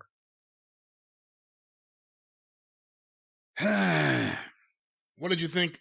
You know, if you're going to do an empty arena show where you do have time to edit it and produce it, are you against the idea of using the crash pads? Yes, because you can fucking, especially when you can tell, but it was obvious, yeah. Yes, but have part of the, oh God, how can I even say that? On a subliminal level, at some point, it will affect the performance of what the guys are going through if you stop and start shit too much. And so that's why with promos, I never wanted to do a second take, because the second time you try to do the same thing, it's not as good because it's not as natural. And except for, fuck ups of technical, the tape broke, audio was fucked up, the fucking plug came out or whatever, I hardly ever did second takes on any of my promos. And when I got to the WWF, they liked to do second takes, even if nothing was wrong with the first one. Well, let's just have another one. And I hated it because it would go downhill from there. And sometimes they'd take the second or third one because they'd like something better. But I could tell the emotion wasn't there. The fact that I was saying these words for the first time they had ever come the fuck out of my mouth. Then I would get bored with it at that point. And every time you do it again, it's not as real. I think when they break up matches, it breaks up the guy's mindset of being in the fucking struggle. And to break up a match just to take a goofy bump in an empty building that you need a crash pad for, no, I want to see the guy fly over the top rope and land on the floor. I want him to be able to do it safely and make it look good. If it either can't be done safely or it can't be done with looking good without hurting somebody, don't fucking do it. Anyway, that's what I thought of the ladder match. What was that? Usually you rip up the notes. You just clapped? No, because I need to read some more off this fucking page. I washed my hands of the ladder match. Oh, so it wasn't clapping. I just want to clarify. It was cleaning my hands off of the filth. There was content. I love you, John Morrison. You're a great talent, but no. Hate that shit. The Seth Rollins and Kevin Owens package, I couldn't get into it was well edited. I couldn't get into this one And not because of Steen, but because of fucking Seth Rollins, the whole Monday Night Messiah. This seemed very dramatic. It didn't seem like a legitimate issue between people. Do you know what I'm saying? Oh, yeah. Oh, yeah. Well, thank you for that fucking insightful commentary. No, I think Seth Rollins, and I saw him live with Ring of Honor at a show you brought me to as Tyler Black. I think he is one of the most talented guys in the ring out there. And I think that this gimmick, this Monday Night Messiah and his promos, whatever they're doing with him has made it so that I really don't want to see him. Yeah, and he's one of the most talented guys in the ring, and I just don't want to see him. And this package kind of exemplified why.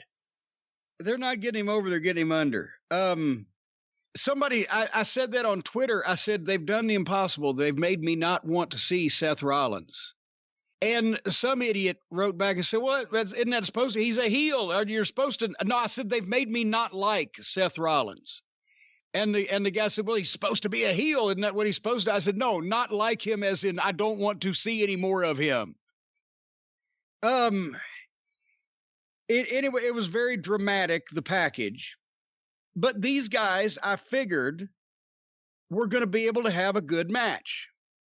And the Monday Night Messiah shit to me sounds like something that the writers would come up with. It's like entertaining Chris Daniels. When we used to like Chris Daniels before he went ahead and just broke down and decided to be entertaining, like, the fucking writers always want.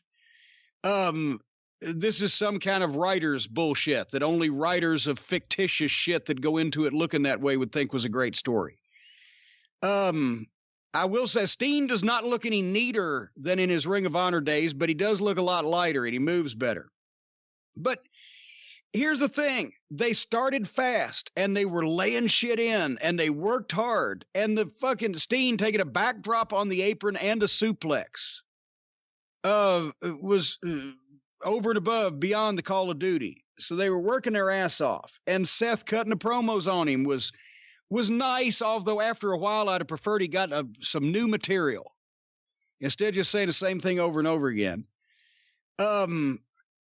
Right before Owens' comeback, I detected an edit of some description on something that they did, but I'm not taking anything away from this. They worked their asses off, and finally, after Owens hit him with a big fucking sit-out power bomb, boom, and it kind of slowed down, and then Seth rolls out of the ring, grabs the ring bell, and hits Steen over the fucking Owens over the head with it. Boom, and the referee disqualifies him. And I wrote, what the fuck? Out of nowhere again. And I thought... was that a sound effect of the bell sound? Yes. Yeah, and here's the thing. The first time you could have bought it, right? But when it happened the same way later on, 3 more times... Yeah. That's why I'm saying they can't leave well enough alone. But anyway, then Owens challenged for a no disqualification match, and they restarted. This was unnecessary. This was overthought, and I guarantee you, this was a Steen, because he will never leave anything alone. The finish was going to be the same as if Steen could have won with that sit-out powerbomb, and I would have said, my God, if they just hadn't done the no disqualification part or done some of that stuff before the powerbomb, I would have said it was great. But they got to stop it, then challenge for the start, then the chair shots, which he didn't need to fucking... He took 3 hard chair shots that were way harder than he needed to take, even though they weren't in the head. Tore up the desk. They fucking did the bell shots, where then you could tell that the bell sound was added in post. And then Steen goes up and drops the goddamn... I guarantee you he came up with this whole last fucking of the match DQ part. I guarantee you, because he wanted to take that fucking bump off the sign. And nobody could fucking talk him out of it. I guarantee somebody have a mole in the organization. Somebody prove to me that I am not lying here. I guarantee you that's what happened. He wanted to take the goddamn... a bump off the sign, and they said, well, you couldn't get up there and do all that stuff without being counted out and everything. Well, let's make it no DQ. Whatever the fuck. That's the point. They had a great match going, and they could have fucking Steen, instead of taking that goddamn elbow 30 feet through the table in front of no people and then rolling him in the ring and beating him, they could have just done the guy and roll him in the ring and beat him with a stunner after you've dropped your fat ass on him from the fucking roof 30 feet above. He could have hit his fucking power bomb without doing that stupid shit at the end, and they would have had almost a flawless fucking performance all the way through from what I saw, and they could have got by with, they did it over and above a better job than I would have expected until they just made it stupid at the end. And that's the kind of shit that we used to have tried to talk Steen out of all the time. Is going too far, doing too much, or just he doesn't know when to fucking quit. Hello? I don't know what I can add to that. You know, based on what I said earlier about Seth Rollins, you know, typically, not universally, but typically, I like his matches more than I do his promos and his personality as the Monday Night Messiah. And with Kevin Owens, it's kind of the opposite. I'm not as crazy about his matches, but I like his promos and his personality. Yeah. But this match didn't do it for me. Nothing against either guy, but it just didn't do it for me. This was the match, I believe, where I asked a few people, how long is the show tonight? Is it 3 hours or is it 4 hours? And I was pleasantly surprised to find out we were nearing the end of this portion of WrestleMania. Well, we're not close enough. R-Truth cut the promo with Mojo and Ron, and I just wrote, this is horrible. He wants to hide. What the fuck was this? They attacked him. The referee appeared. Now Mojo's the fucking 24/7 champion. What the fuck? The whole 24/7 thing is so fucking ridiculous. It adds nothing to anything.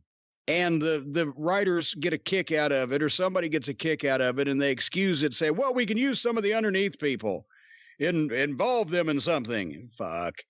And you'd also have to be an idiot not to see where they were going the next night with it. Well, yeah, and thankfully, some way or another, I missed that. I know that Ron ended up winning the 24/7 belt, but I've missed it skipping over the entrances, trying to save some fucking Well, you know what? Now, real quick, let's talk about it, since you didn't see it. While all the idiots were on the floor fighting with each other, Rob Gronkowski dove off that landing. I guess it's the same one that Elias was thrown to his death from. Oh. And he did a dive on everyone, and he ends up winning the 24/7 championship, I guess in hopes that ESPN or sports news around the country will cover this event. Or homeless people under an overpass will talk about it. That reeks of desperation. He immediately held up the belt and showed all the fans there that he was now the champion. And the one good thing was Scott Dawson, or maybe I should say the man formerly known as Scott Dawson, tweeted out, now Gronk can do dives too. Maybe it's time that we all dial this back a little bit with the dives. And I thought that was a very good. Well, what I tell you, remember the moonsault was so great when only Muta could do it. And then Terry Funk did it. So now 50-plus-year-old man can do it. And then Vader did it. So now 400-plus-pound man can do it. And then the girls started doing it. So now they can do it. And finally it's like, well, everybody does that. And then they had to do it outside the ring. Then they had to do it while the fucking sharks were swimming around the fucking moat. Yeah. Whoever the girl interview is with Heyman, this is, go back and watch Paul Heyman's promo from night one of WrestleMania. This is the difference in what some people are talking about. Jake Roberts' promos don't get Lance Archer over. Paul Heyman's promos get Brock Lesnar over. Even though Paul Heyman is the best orator in the WWE and is the great fucking promo guru at this point, he still is talking about his client, his charge, his protege, whatever the fuck.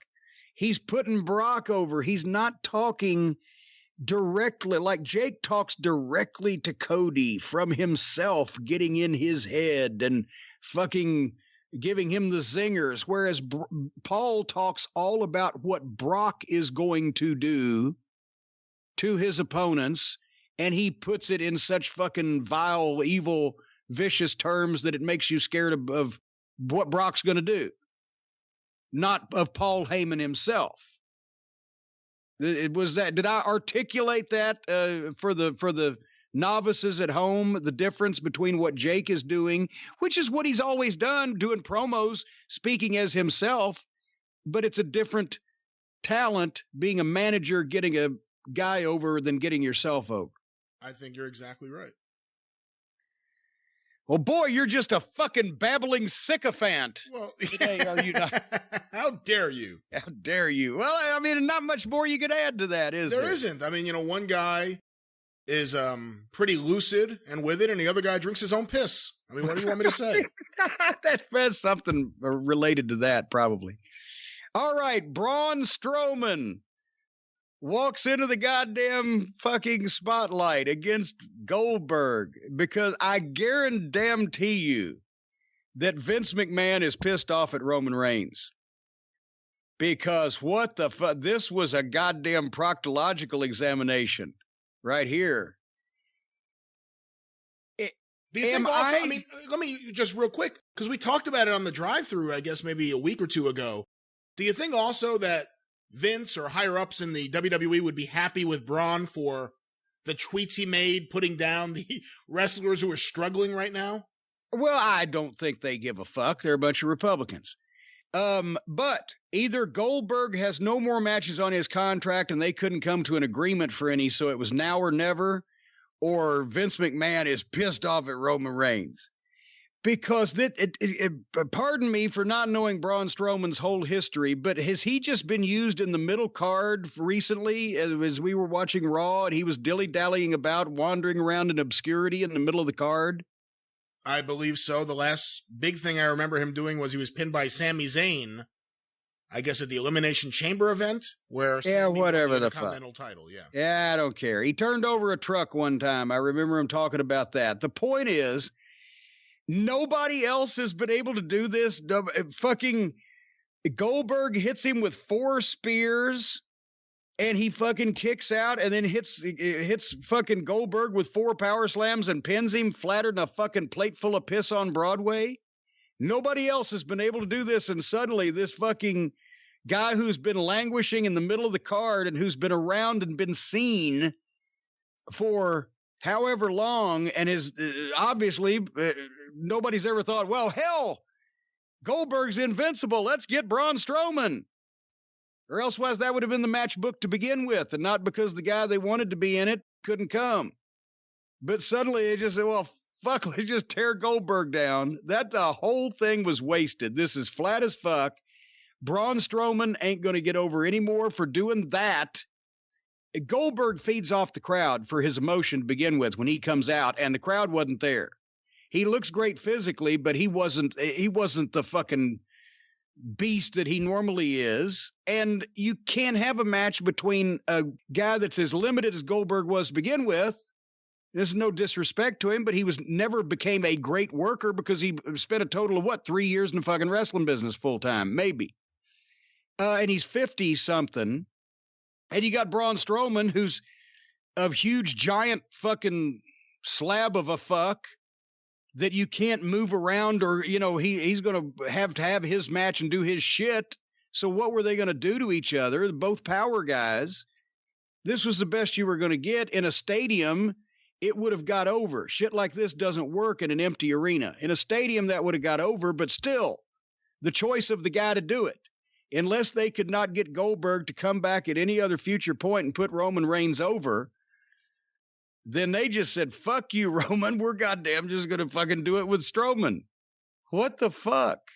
Do you agree that if Vince really is upset with Roman Reigns for not being there, that it's completely unjustified feeling that way, considering... Well, yeah, considering his immune system and that he actually has had fucking leukemia, I can see why he might be fucking upset, but also to cut your own nose off, spite your face.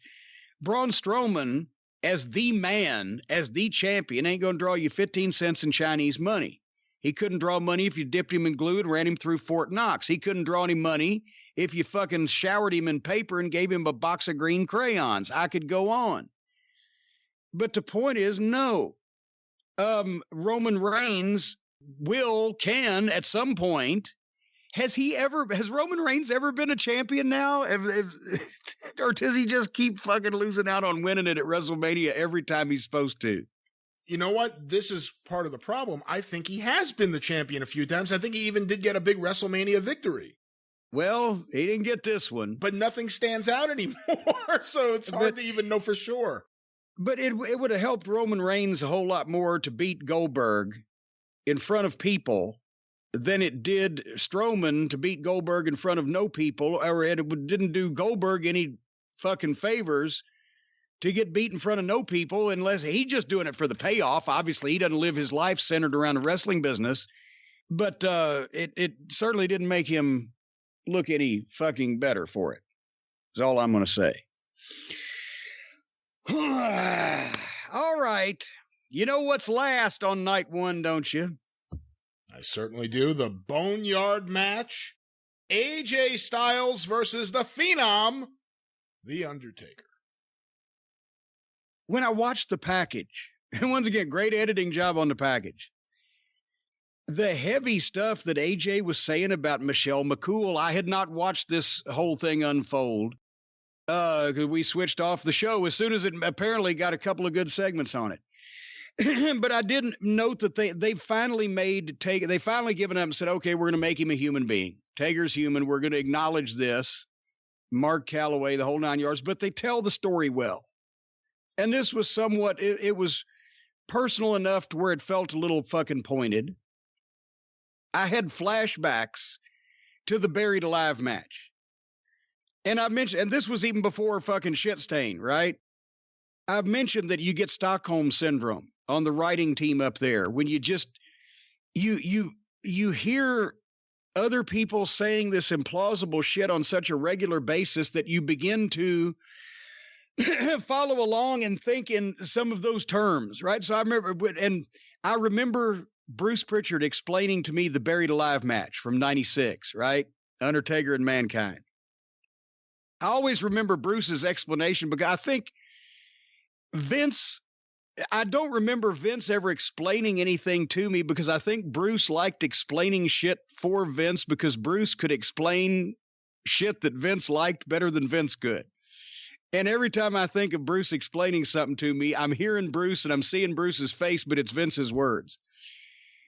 But the point is, they even explained the Buried Alive match is, okay, they're going to start out in the ring, but the object is to drag your opponent. He's beaten so badly that you can drag him over to the nearby hill of dirt, throw him in the open grave, and literally bury him alive. And I was excited to see that between Undertaker and Cactus. Because also remember 25 years ago almost, all this silly, stupid shit hadn't gone on, and we weren't debating whether the Invisible Man should be booked on wrestling events. So this was like, it was a departure, but it's so incremental that you don't really fully grasp it until you look back and go, what the fuck? But also then we found out that it was in Indianapolis, was the Buried Alive match. And, you know, I tried to do my best to pitch in ideas once that I knew where we were going. I knew it was off the cliff, but, but I had even made mention, he's going to cover him up. Oh, yeah, well, he'll just push enough fucking dirt in. He doesn't have to fill the whole thing up. He just pushes enough dirt in or shovels it in or whatever, enough to cover, fucking the guy, and then, the lightning will strike or whatever. But when we got there and they started doing it, do you remember that's why all the heels had to come out and help Mankind cover the Undertaker up?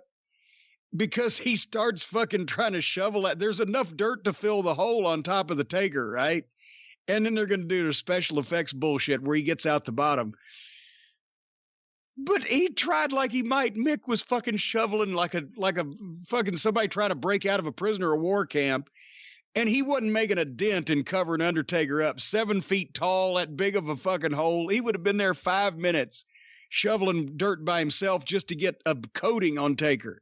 So all the heels came out and climbed the hill and started pushing the fucking dirt in. It was a goddamn fiasco. Anyway, this is what they have always wanted. They have made wrestling a fucking movie. And here is the problem. Much like the first ladder match, Michaels and Razor on a mainstream basis gets over, so it's going to continue on. Now that they have done this, they're going to do it more and more, and it's going to get worse and worse. And it's not going to be as novel, and it's not going to have Undertaker in it. And it's going to get farther and farther out because Vince has always wanted to be a movie studio. Kevin Dunn's always wanted to be a big-time TV producer as well as a double-naught spy. They've all had delusions of grandeur, the WWF films or WWE films or whatever the fuck.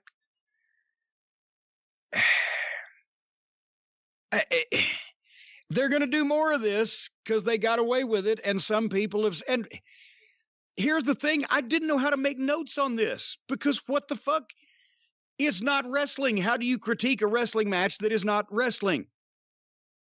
This proves what I've always said. We talked about it here the last couple weeks about the boys being better than Hollywood stuntmen because they do things in one take without benefit of camera angles because they have an audience on all four sides of them.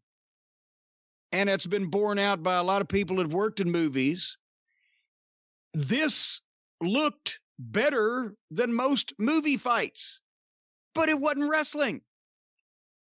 Both these guys looked like movie fucking stars. You would have bought this in the theater, but it wasn't fucking wrestling. The Undertaker should be a badass action fucking movie star because once The Undertaker started talking like Mark, who is a badass in real life, you could buy him in the same kind of movies that Steve Austin and the fucking Rock have made. But it wasn't fucking wrestling. If it was a masterful performance of camera work and cinematography, but it wasn't wrestling. If you had done something like this with wrestlers that weren't saying currently on national television they were mad at each other, hated each other, wanted to beat the fuck out of each other, if this was in a movie just between two fucking wrestlers, it would be hailed as the fucking greatest fight scene and had more twists and turns than Peter Griffin versus the Giant Chicken. But to be presented on a program where the package and all the buildup had led you to believe that AJ was really saying these horrible things about Undertaker and his wife, and Undertaker really wanted to get even, and then the way that they settle this is by obviously cooperating in a cinematic masterpiece. It ain't fucking wrestling.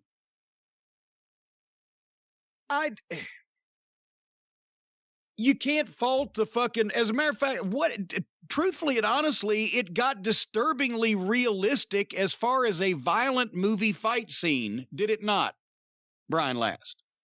I don't know how realistic it got. But... Well, I mean, when they're as far as movie fight scenes go, it was disturbingly violent with the groaning and the heaving. And I even wrote down, I said, goddamn, I hope Undertaker is never going to fucking wrestle again because now that they've seen him down and groveling and gasping for breath, heaving and puking, it takes his mystique away. But yeah, for a movie fight scene, this was somewhat fucking violent. But at the same time, it's obviously bullshit because of the way that they built it and then the way they're doing it. And do I fault these guys for doing this for what I assume is still going to be hundreds of thousands of dollars that they get for WrestleMania? Maybe does Vince not pay them?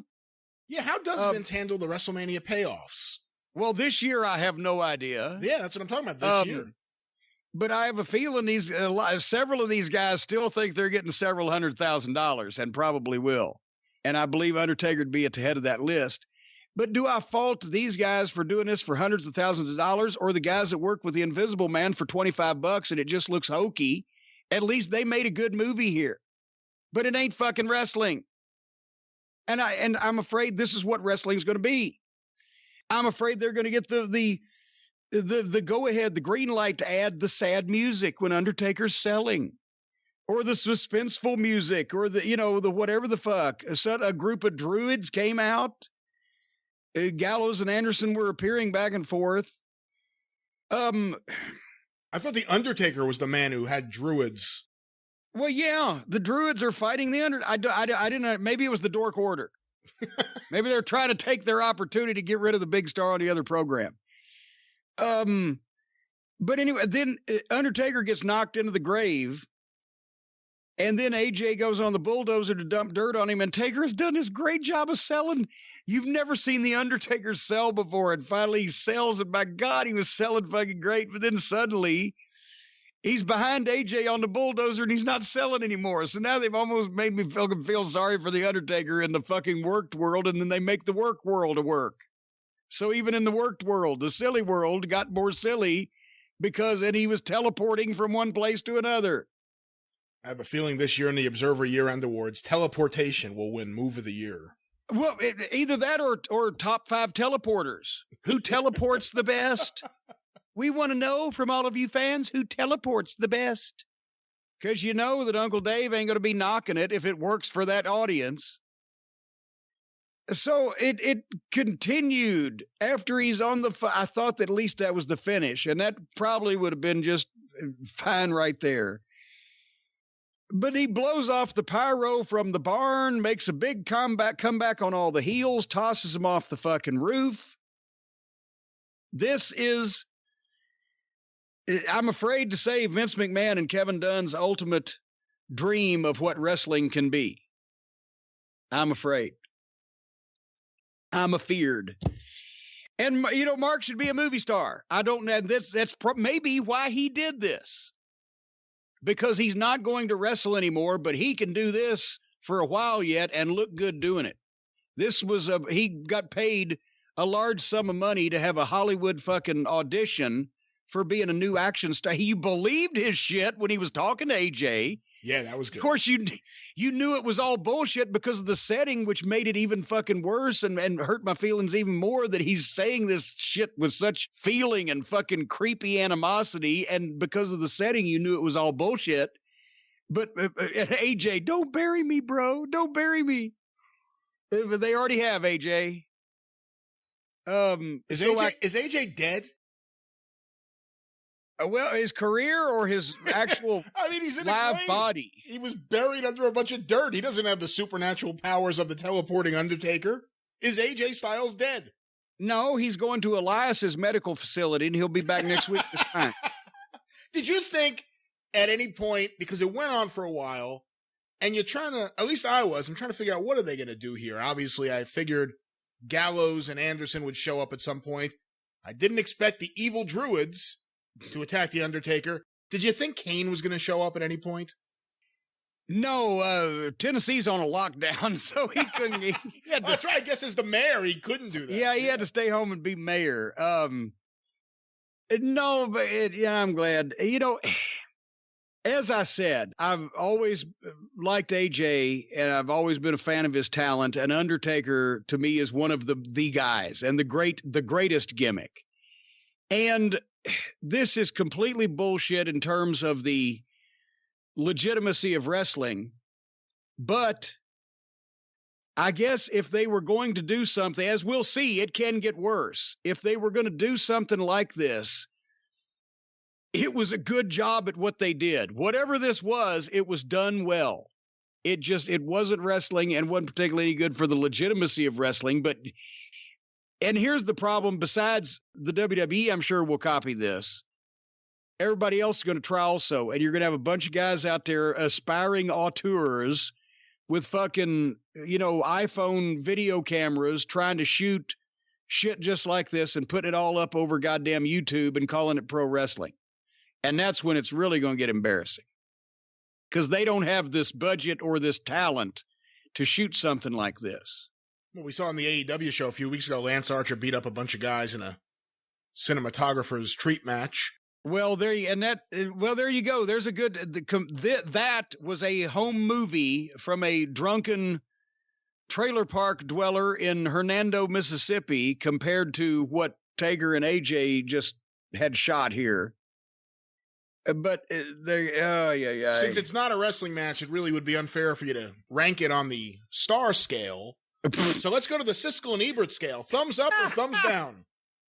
As what? I can't answer that. That's the problem. As a wrestling match, as thumbs down as it can possibly be, because it wasn't even a wrestling match, and it was advertised to be a wrestling match. We didn't get one. As a movie fight scene, as I said, one of the better ones that I've ever seen, because movie fight scenes don't usually look that good and go into that much detail because they have actors rather than wrestlers who, as we've mentioned, are better stuntmen than stuntmen, and in some cases, better actors than actors. Not in all of those cases, though. So for a movie fight scene, this worked, but it wasn't wrestling, and it should have been billed as wrestling. But when it can get so much worse, does it make any difference? The Undertaker rode off on his bike, luckily. I guess I shouldn't even complain about how many cameras there were, or camera switches, because it wasn't exactly a wrestling match. It was supposed to be a little mini movie. But he rides off. I don't know if that was Metallica or what that was playing. Do you think that's the last we see of The Undertaker? Well, can he come back and have a match again after that? I don't. He could have one of these movie matches. He could do that until he's 80 years old. Well, God, that may be, but maybe they've come up with a new marketing idea for The Undertaker. I don't think they can do this every year. So this would be a once every few year thing. Well, that's the other thing. You can't really do this kind of thing if you have a stadium filled with people. Because then what are you going to do? Well, everyone now look at the monitors. Here's the movie. Hey, after night 2, there's no guarantee they're going to ever have a stadium full of people again, because they still showed that fucking Firefly Funhouse fucking thing. You want to go to night 2? Let's go to night 2 of Wrestlemania 36, or the unnumbered Wrestlemania from Tampa, originally, and then from the Orlando Performance Center. And then from a van down by the river. Well, it started off well, I think. It started off, yes, with another match of the night. I liked Charlotte and Rhea Ripley better than I liked Becky Lynch and Shayna Baszler. Because, once again, they both come off like who they're supposed to be in look and in attitude and in the whole 9 yards. And honestly, Charlotte and Rhea are more physically impressive, and I think their work is more polished. Shayna's still a little green. Becky Lynch was good, but at the same time, both Rhea Ripley and Charlotte looked like they kicked the shit out of Becky Lynch to me. So the stiff chops, boy, she's got her fucking father's genes. But good trash talking, stiff work, lots of noise, nice pace. I bought this as a contest. I think they did too at a couple spots. Charlotte's chop block was a fucking shoot. It looked like it almost took her knee out. This match may have been better in some ways with no fans, because these girls sounded like they meant this shit, and it was a struggle. They should be proud of themselves. The selling, the body language by both, as they got worn down, this would have torn the house down with people there, obviously, I think. But it to me, for whatever they fucking did, it worked in front of no people. The standing cloverleaf by Rhea, I love.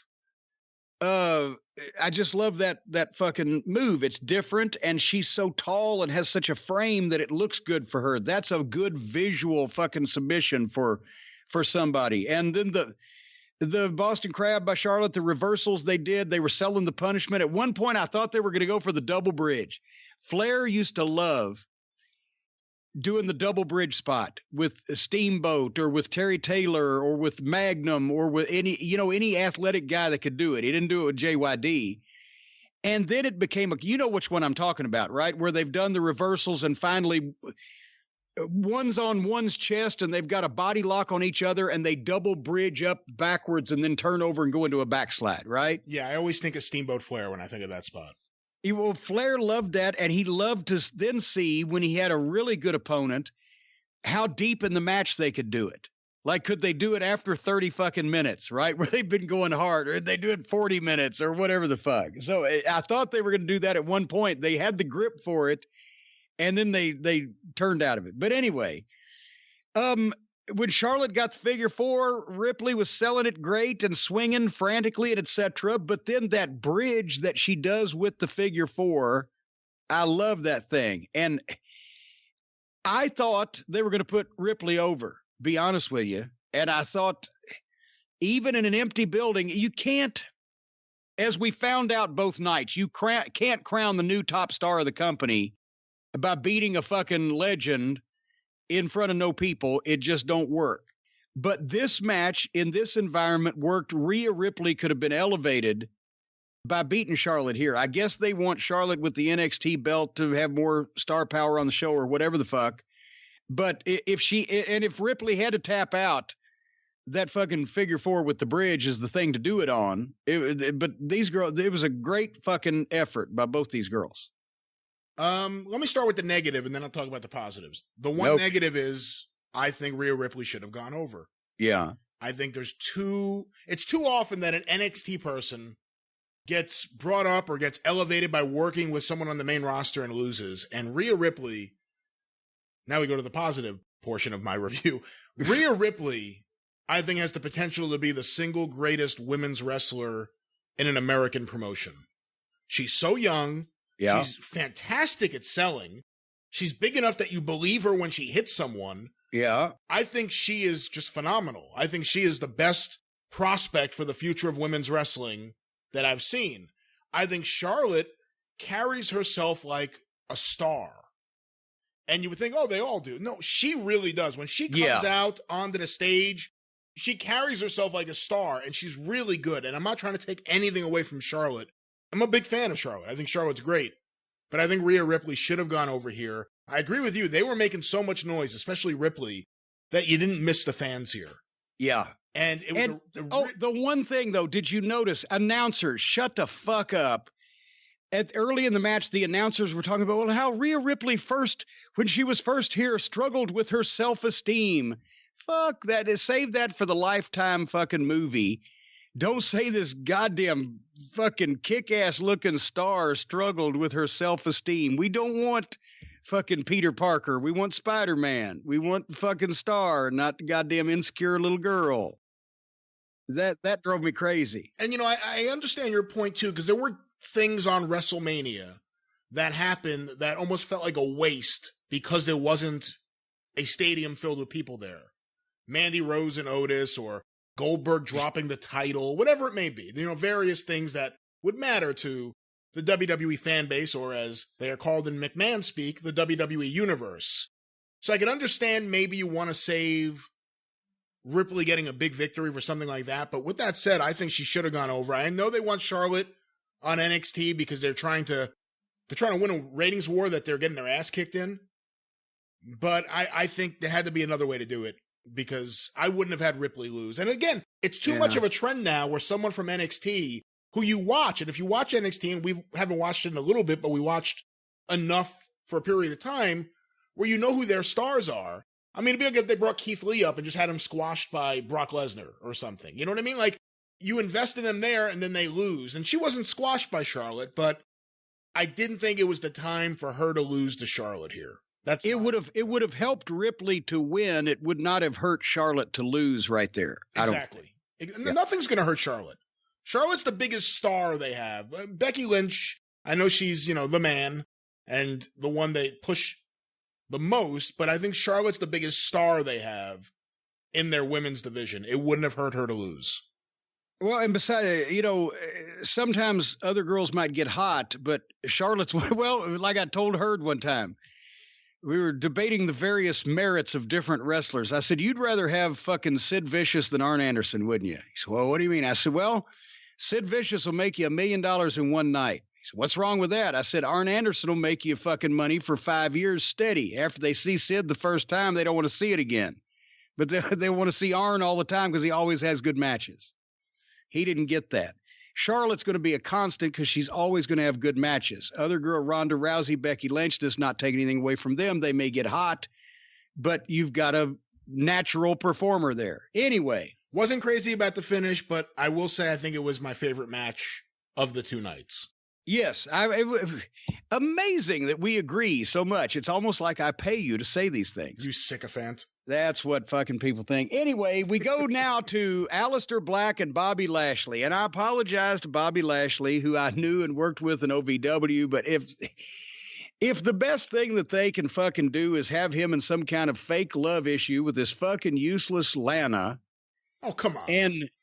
And then she jumped up and told him to spear fucking Black, and he ran into the fucking kick, blah, blah, blah. I don't care. They've already buried Bobby Lashley to me, and I didn't care. I did like him wearing the pants instead of trunks. I thought it was a good look on him. And I think Lana's a very, very attractive woman, I have to say. Oh, I didn't know. She's not even, because she's got the hair pulled back, and first she was Russian, and now she's American, but she's got the hair plastered onto her fucking head, and one time she was blonde, now she's dark-headed. She's typical, interchangeable fucking plastic figure, Barbie doll looking, wearing fucking tight dress, WWE girl. I think she's very, very attractive. Well, you ain't going to get none because of the virus anyway, so never mind. All right. Which virus? I'm sorry. Any or all. We had some bad high school drama class acting with Bailey and Sasha about their strife amongst each other. We followed that with Ron Gronkowski saying he wanted the 24/7 title from his buddy Mojo. And I've realized that when you mentioned it that I didn't see the resolution of this, but he did. I wrote down a quote. He said he wants the title by end of the tonight. That is exactly what he said. By end of the tonight, he wants the title. Then we got the love drama with Otis and Mandy and etc. And Dolph Ziggler wrestled Otis because of the love between Mandy and the fucking mean girl was trying to fuck her around on the text message. And I hate to skip Dolph Ziggler, but what the fuck? I'm not going to watch this shit, right? Because it's fucking stupid. Did you at least see how it ended? No, I didn't. Well, Mandy came out in a sparkling bathing suit for reasons I haven't figured out yet. She's not working. And she gave Dolph Ziggler a nut shot and ended up in the embrace of one Otis. And again, that's one of those things you probably would have got a nice pop in a stadium full of people. It was pretty flat in an empty room. Her and Otis celebrating together, but... Do you think anybody in the stadium would have give a shit about this contrived, phony-ass love affair bullshit? I think... Or would this have been where they went to all take a piss and try to avoid the lines? I think that WWE has a lot of fans that eat up anything WWE, even if it's completely fucking stupid. So yes, I do believe that in a stadium filled with 80,000 people, you'd probably have a minimum of 50,000 anxiously waiting to see what's going to happen with this love story between Otis and Mandy and Ziggler, and I guess Sonya Deville is now in this as well. I don't care. All right. So that finished that off. The Edge versus Orton package told the story well, but the story still doesn't make any sense to me. He loves him. He loves him. He just wants to kill him. He wants to kill him because he loves him. I felt bad for Edge. I've always liked Edge. I think he's great talent. His first match back had to be he should have got the fucking standing ovation in the stadium. And instead it's got to be this was one, besides the fact what they did to cover up for the fact they didn't just want to have another match. This was one that needed the people, because this was two main event guys, one making his return after almost 10 years or whatever the fuck. It needed the feedback of the people. They needed to have a match in the ring to play to their strengths. They both can work their asses off. Edge looked like he was in great fucking shape. They needed to be in the ring in front of people, and they could have fucking torn the house down. But this was just fucking rotten. And I mean, okay, the RKO out of nowhere in the black, outfit, and finally he was masquerading as a cameraman. Even if they'd have stayed in the fucking ring and done 15 minutes of something, it would have been better than obviously what they did. I mean, all of the stuff looked good. They were laying shit in, but the pace, it took forever. He beat on Edge forever. The referee counting to 10 took forever. They stayed in the gym forever because they never used the fucking ring past the first 2 RKOs, did they? And they left and never to return. That's right. The brawl in a cool location gets old quick. And under certain circumstances, quicker than others. I've done these before many times over 30 fucking years. You need constant action. You need the chaos of people either trying to stop it or standing around cheering it on. You need to make the point with mayhem and get the fuck out. It needs to be an angle that makes people want to see a fucking showdown match, it's not supposed to be what the showdown match consists of. They go all around the fucking building where they do the old, I hated this about Japan when they got bad on this after a while, when Brody got over so fucking strong and everybody had to brawl in the crowd. They just grab each other by the fucking collar or by the hair and they'll just walk to where the next place they need to go. Staggering and every once in a while swinging at each other. The fighting while going where you need to is what we'll call it. That gets old. A little bit of everything they did works. But what did this thing last 40 fucking minutes? Or thereabouts? It felt like 40 fucking years. Well, yes. This was excruciating. And, also obviously, tell me what you thought. I thought it was pretty bad taste doing the spot where Randy Orton was trying to hang Edge with the weightlifting equipment, considering the Benoit story is fresh on everyone's mind. I didn't even think about that until right now. There's an extra element of golly there.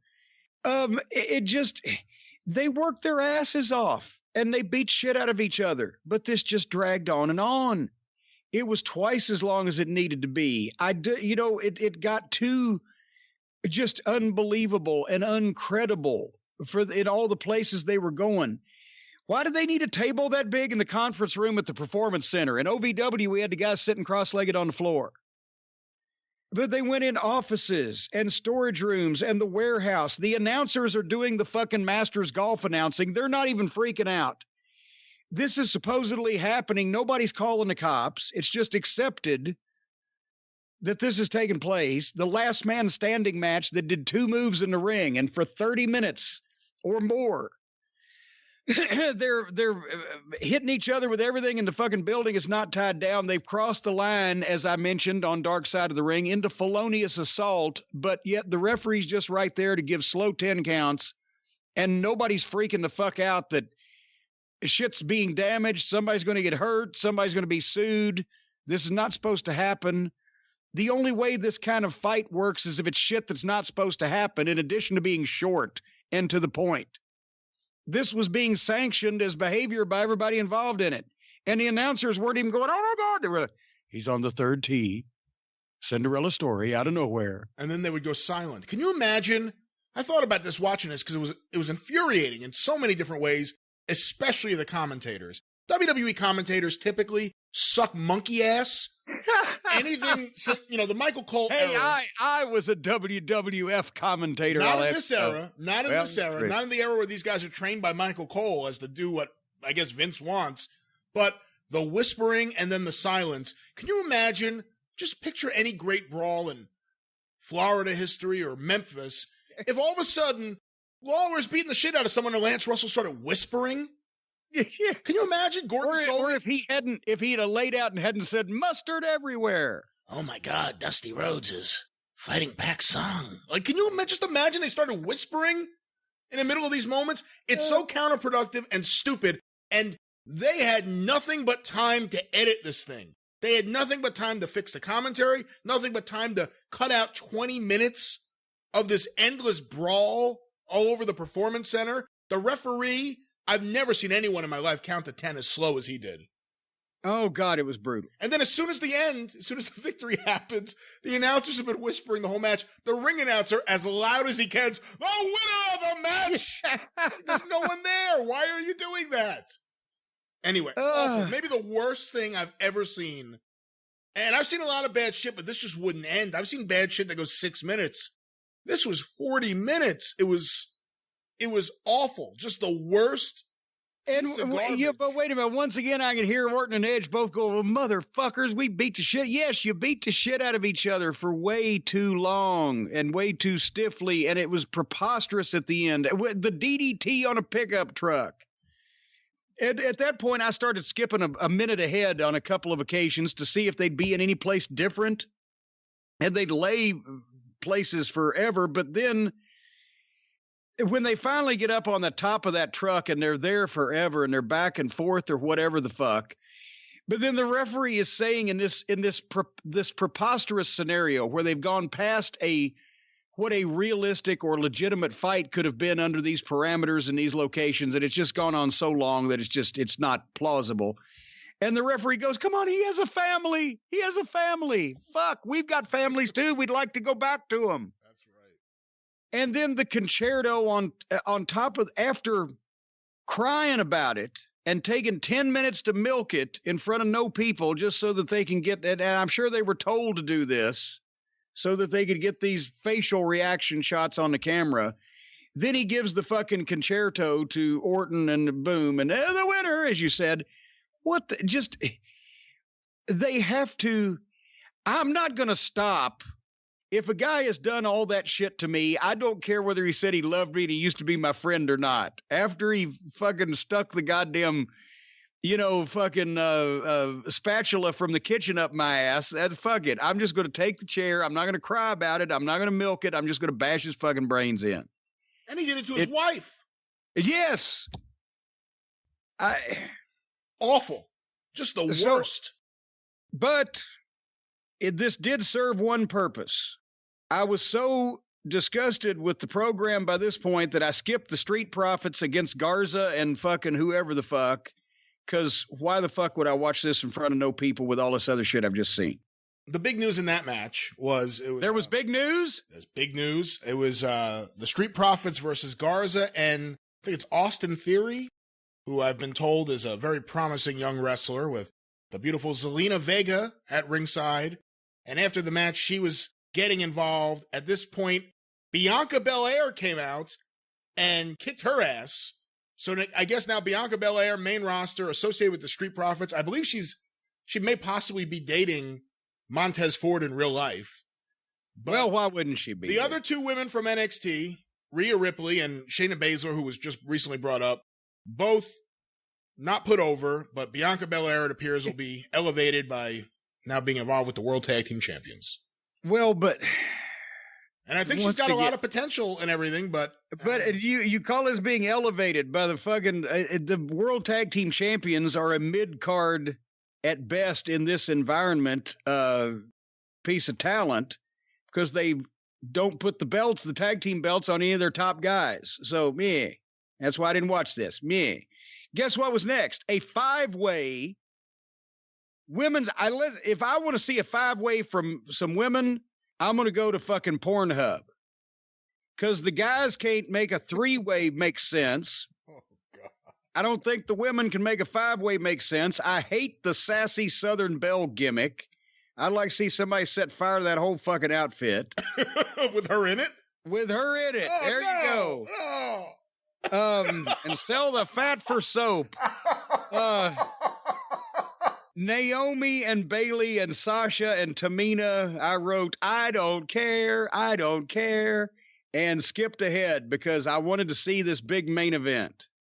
Was that the Kevin Meaney I Don't Care song? I don't care if I get that meaning stormy glare. All right. Anyway, I wanted to see the big main event. I'm still waiting for the big main event. I thought the big main event was Cena and Wyatt, or The Fiend, or whatever the fuck. Because I turned the show off after this match, I'll tell you, because I thought it was over with, and I was so happy for that. And then I realized that Brock was remaining to compete, so I had to go back to it. And boy, what a dichotomy going from the Firefly Funhouse match back to Brock Lesnar. Well, let's not get ahead of ourselves. What the fuck? Just what in the teetotal French fried titty fuck was that? It wasn't.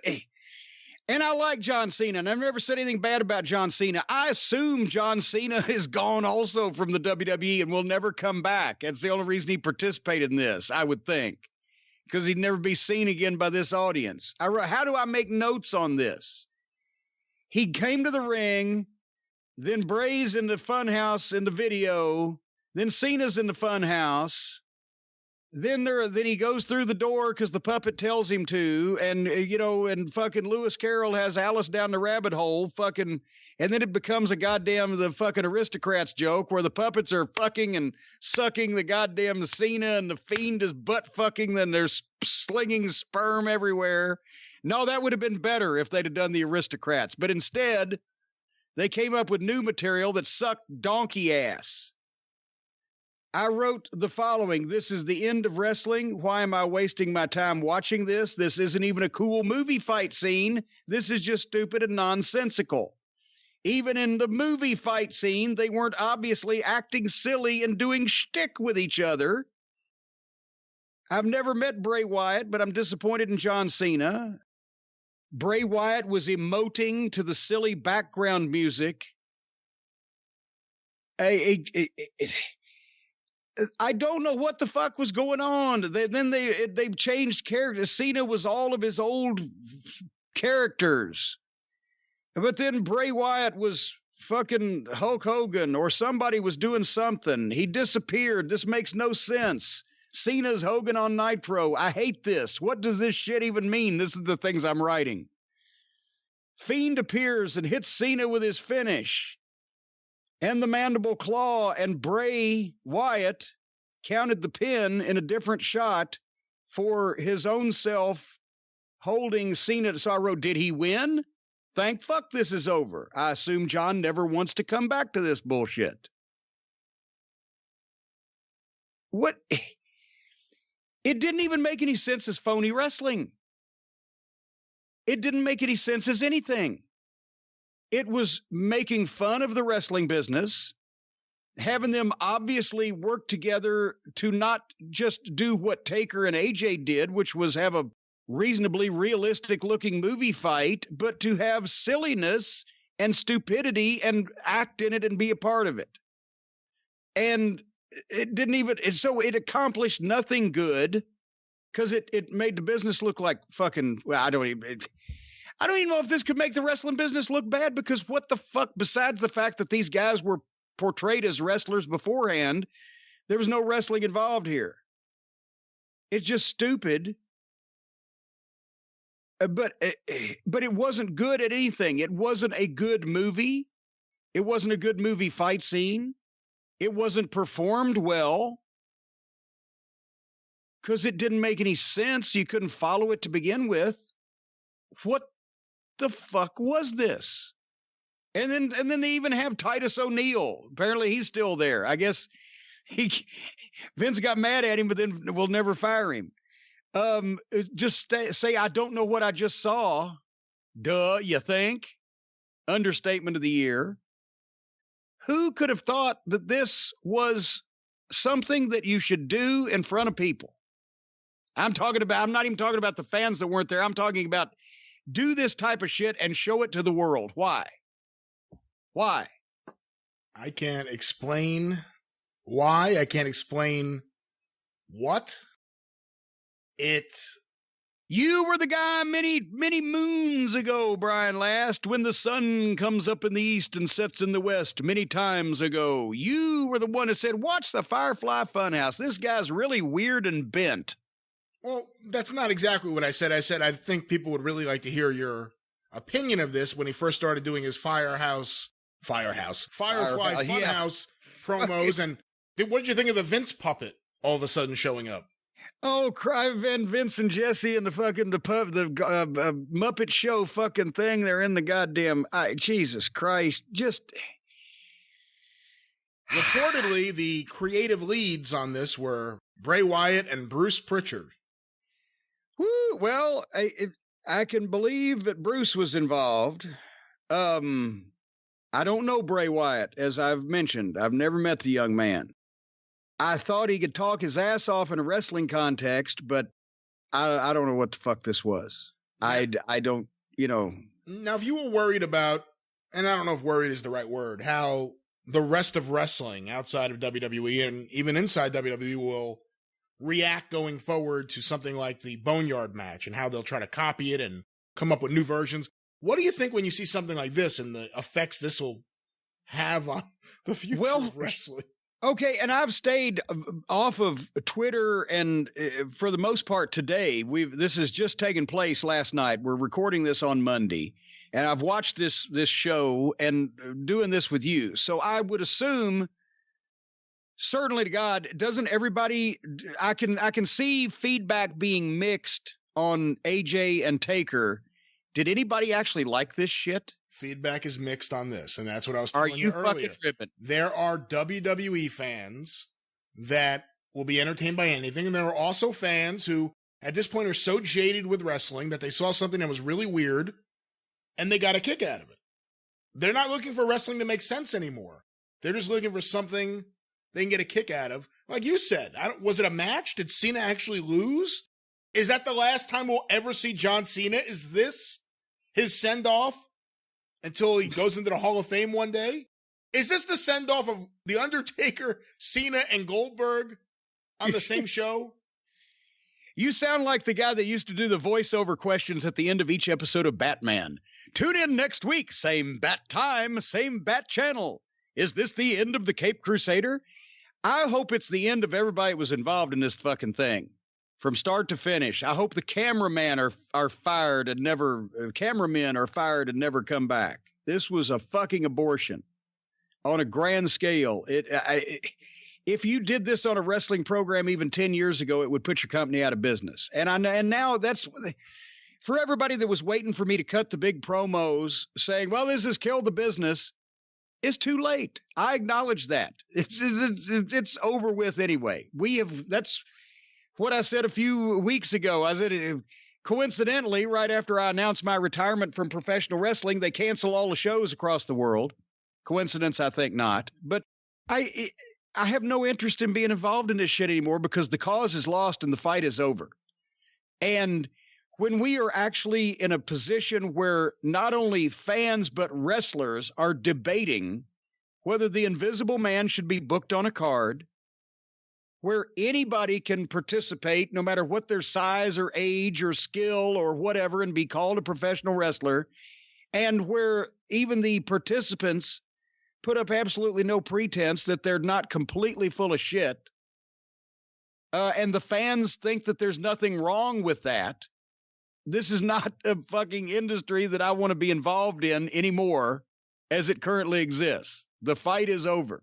So I can't really muster up a horrible, scathing promo on how bad this was for the business at this point because the fucking business is fucking done. Whatever this is, it ain't the wrestling business, and it appeals to an ever-tightening circle of fucking people who want to see silly shit. But the more that they do of this, the more they run off all those people who over 10 years ago, 15 years ago, 20 years ago, 30 years ago, 40 years ago, would have watched wrestling till the day they fucking died. And now we're like, fuck it, I can't take this anymore. That's where we're at. And this again goes to my point, and we talked about it on the bonus drive-thru that came out yesterday, I guess, as we're doing this, or today as we're doing this, but yesterday as the show is released. That's what makes me so mad when I saw the Friday night SmackDown go-home thing with Bray and the Puppets and Cena. That's what gets me so mad about the Hardy Jericho stuff in AEW, because this is WWE. This is the road they're going down. So many of the idiots on the independents will copy them in terms of, hey, we can do stupid, wacky shit because that's what wrestling's supposed to be, because that's the way it's been since we were born. But AEW has a chance to go the other direction and present a different kind of product, and I don't think they would lose viewers or lose their fan base if they presented, even if you take the guys like the Bucks and Omega. But here's the fly in that ointment, Mr. Last.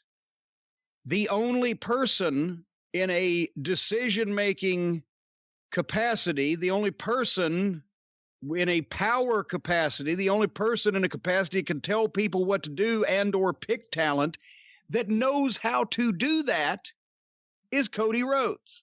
You give Cody way too much credit. But he knows how to do it. Does he? He signed Marco Stunt. Listen to me. Are we sure he did? But anyway, the point is he knows how to do it. He may not do it all the time, but I didn't say he was the best in the world at it. I said he's the only one that knows how to do it of that whole group. Because ultimately, the burden will come or should fall on Tony Khan for choosing to listen to outlaw, goofy, indie fucking wrestlers that either thought they were a big deal in Japan or think they're a big deal because they sell T-shirts, even if their picture ain't on it, because the bullets are cool. And the great territories run by the great promoters who were ex-wrestlers always educated their audiences to the style of wrestling that they were best at presenting, which was generally what they were best at doing in the ring, which is why in Chicago for so many years and Indianapolis for so many years, it was Dick the Bruiser and the Crusher and the fucking Brawl and Juice on Heenan. But in Florida, it was great scientific wrestling to give the fucking sport credibility and then the fight on top with the blood. Or the big fucking monsters and the ethnic heroes in the Northeast, or on and on, whatever the flavor was. It was always the way you educated your audience as what you were strongest at presenting. And with the exception of Cody Rhodes, none of them either know how to do that or have ever even tried to do that. At least Cody has studied what his father did. His father had experience and learned from masters. He has applied that to the matches that he's had, which is why they get over in the building or in that instant more than the other matches as far as shit that makes sense and the finish accomplishes something, because he's the only one that knows how to do it at all. Whether he's the best in the world at doing that is subject to debate, but he's the only one that knows how to do that at all. Otherwise, they have an outlaw indie mindset, and that's the product that they're going to fucking give. With a national TV slot and a billionaire's budget, they're going to give hokey shit. It's just not going to be hokey shit on the level of the hokey shit we just saw at WrestleMania. Well, again, my point is, and I don't agree with you on Cody. I think that a lot of people give Cody a pass because of who his dad is. And I think he has a lot he still needs to prove in terms of his wrestling smarts. He figured out how to get over. He figured out how to latch on to things that are over, and he figured out how to get the fans to like him. But I think there's still a lot more that Cody needs to prove in terms of that. But you just made a point about it's all these outlaw indie guys there, and there's really no one, unless Tony Khan puts his foot down and becomes a wrestling genius, there's no one to really stop them and push them forward. That's not the issue. The issue is guys like Jericho and Hardy, who are saying we're now here, we have free reign to do all the goofy shit we ever wanted to do. Because that Hardy segment, apparently, Jericho was the guy who wanted to do it. That was Jericho. So it's one thing worrying about, and I agree with you, you worry about, the Orange Cassidy kind of stuff and the Marco stunt and any of these goofs that were just cherry-picked off the indies because they had a small following somewhere. Let's put them all together and make, a fucking melting pot of bullshit. Make a big pot of burgoo of wrestlers. But this is the problem. If WWE's doing this kind of stuff, I want a wrestling product that goes the other direction. And I think a lot of other people do too. And AEW at times has presented that. And you could definitely point to some of the Cody matches and say, at times it has presented a fine alternative to the WWE style of wrestling, which now permeates the independent scene as well. But it's stuff like the Jericho Hardy thing, which is on that show, which belongs on an Impact. Or belongs, I guess at this point you could say belongs in the WWE. Vince didn't want to do the Matt Hardy stuff, but he wanted to do this stuff. But that's what gets me so mad about AEW is the fact that I want a wrestling product I can enjoy and lose myself in. And at times you give me that. Well, and everybody's going to say, well, why don't you watch New Japan? Because we don't want a bunch of fucking interchangeable Japanese guys who we cannot understand what the fuck words are coming out of their mouth. doing fucking wrestling. We want Americans that we understand what their passion and emotion and reasoning is and fucking promos. And we want to have a little fun in the context, fun in wrestling in the context of the presentation of a bunch of wild ass personalities having a fight. There's plenty of fun there. You don't see that in New Japan. That's drier than a nun's cunt. And I like Japanese wrestling. When it's a really good Japanese match, I really like it. I have a massive collection of Japanese videotapes still to this day. However, I want an American-style wrestling television show and promotion that doesn't insult my intelligence. I like the idea of sports-based wrestling. I'm a massive fan of Mid-South wrestling. You can't go back to 1983 and 1984 and say, all right, we'll just take everything back and do that. But you can apply the basic principles of presentation and tone of the show to not insult the audience. And you insult the audience when you go from something treated realistic to teleportation and drones. And just like you insult your audience when you go from a Firefly Funhouse to Brock Lesnar. Okay, well, and here we go. Let's bring Brock up, because this was the one fucking guy that Edge has had his day in the sun, but the poor Drew McIntyre, this is the one guy that really got fucking fucked by this whole thing. And by the way, what you just described, the kind of wrestling promotion you just described, I always said in 2005, I said OVW was a wrestling promotion with the logic of the 80s, using guys that were born in the 80s, because that means they were only 25 years old. I agree. Now, it would have to be, I want a wrestling promotion with the logic of the 80s with guys that were born in the 90s. But it's not the idea of doing the same thing every time. It's the idea of keeping the same logic and consistency and credibility and using young, fresh talent that can push the envelope a little bit and go a little bit farther physically, but not to a ludicrous extent that can't be followed and doesn't concentrate on getting the individual over first, which is why every time that MJF wrestles in All Elite Wrestling, he does more than anybody else on the roster in his match for his gimmick, for his character, as they say. He takes less physical punishment and gets more reaction, because you go in caring about what happens to him specifically. He's not a guy taking a big bump. He's MJF getting knocked on his ass.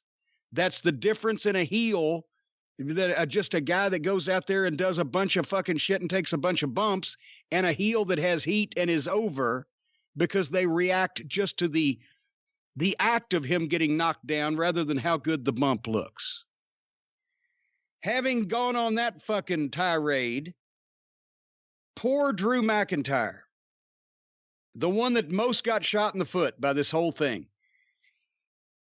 They did a great history package. Once again, it was built about as well as you could to make a new young guy against Brock Lesnar and the trials and tribulations he's had to overcome to get here. You could have a hell of a contest with no fans. We've seen some people do it. But you can't crown a new top star in an empty building. No matter how, and this match was done perfectly. This was a Heyman special. I want to know if Paul Heyman flew commercial from New York. I think not. I bet you he didn't. But it was a Heyman special. They started hot. The shit was snug. The big spots needed the big pops, and they would have got them. Everything they did in this match, the people would have fucking gone ballistic, and they didn't do that much, but they would have gotten them. But finally, the 3 fucking F5s. Heyman was great at ringside. His verbiage, okay, do it all night long. Do it all night long. It needed, and I've thought at the time, these guys being this serious and trying to they should be insulted at what aired right before them going out and trying to do this under the best circumstances. Because Brock was all in on this. You could tell he's trying his best. They said, we want to make this guy. He wasn't going to fuck around. Drew McIntyre obviously has waited for this his entire fucking life. Paul Heyman's putting a match together for him. It's going to be short and to the point, and it's going to get over. And it did, even in an empty building. the fucking and here's another thing. Goldberg the night before hurt this match, because if you're gonna beat a dominant, physically dominant, iconic champion in short order with just in a short big move match, boom, boom, boom, boom, boom, done. This was the way to do it. It was done well. It was done for the right reasons. And they fucking buried it by having the fucking big fat fucking schlug beat the fucking Goldberg the night before in practically the same way, just not done as well, because Brock is at this point better physically than Goldberg, and for fuck's sake, Drew McIntyre is better than fucking Braun Strowman. So they did this match. It was like on the same card, the second match in the preliminaries does the same finish as the world title match.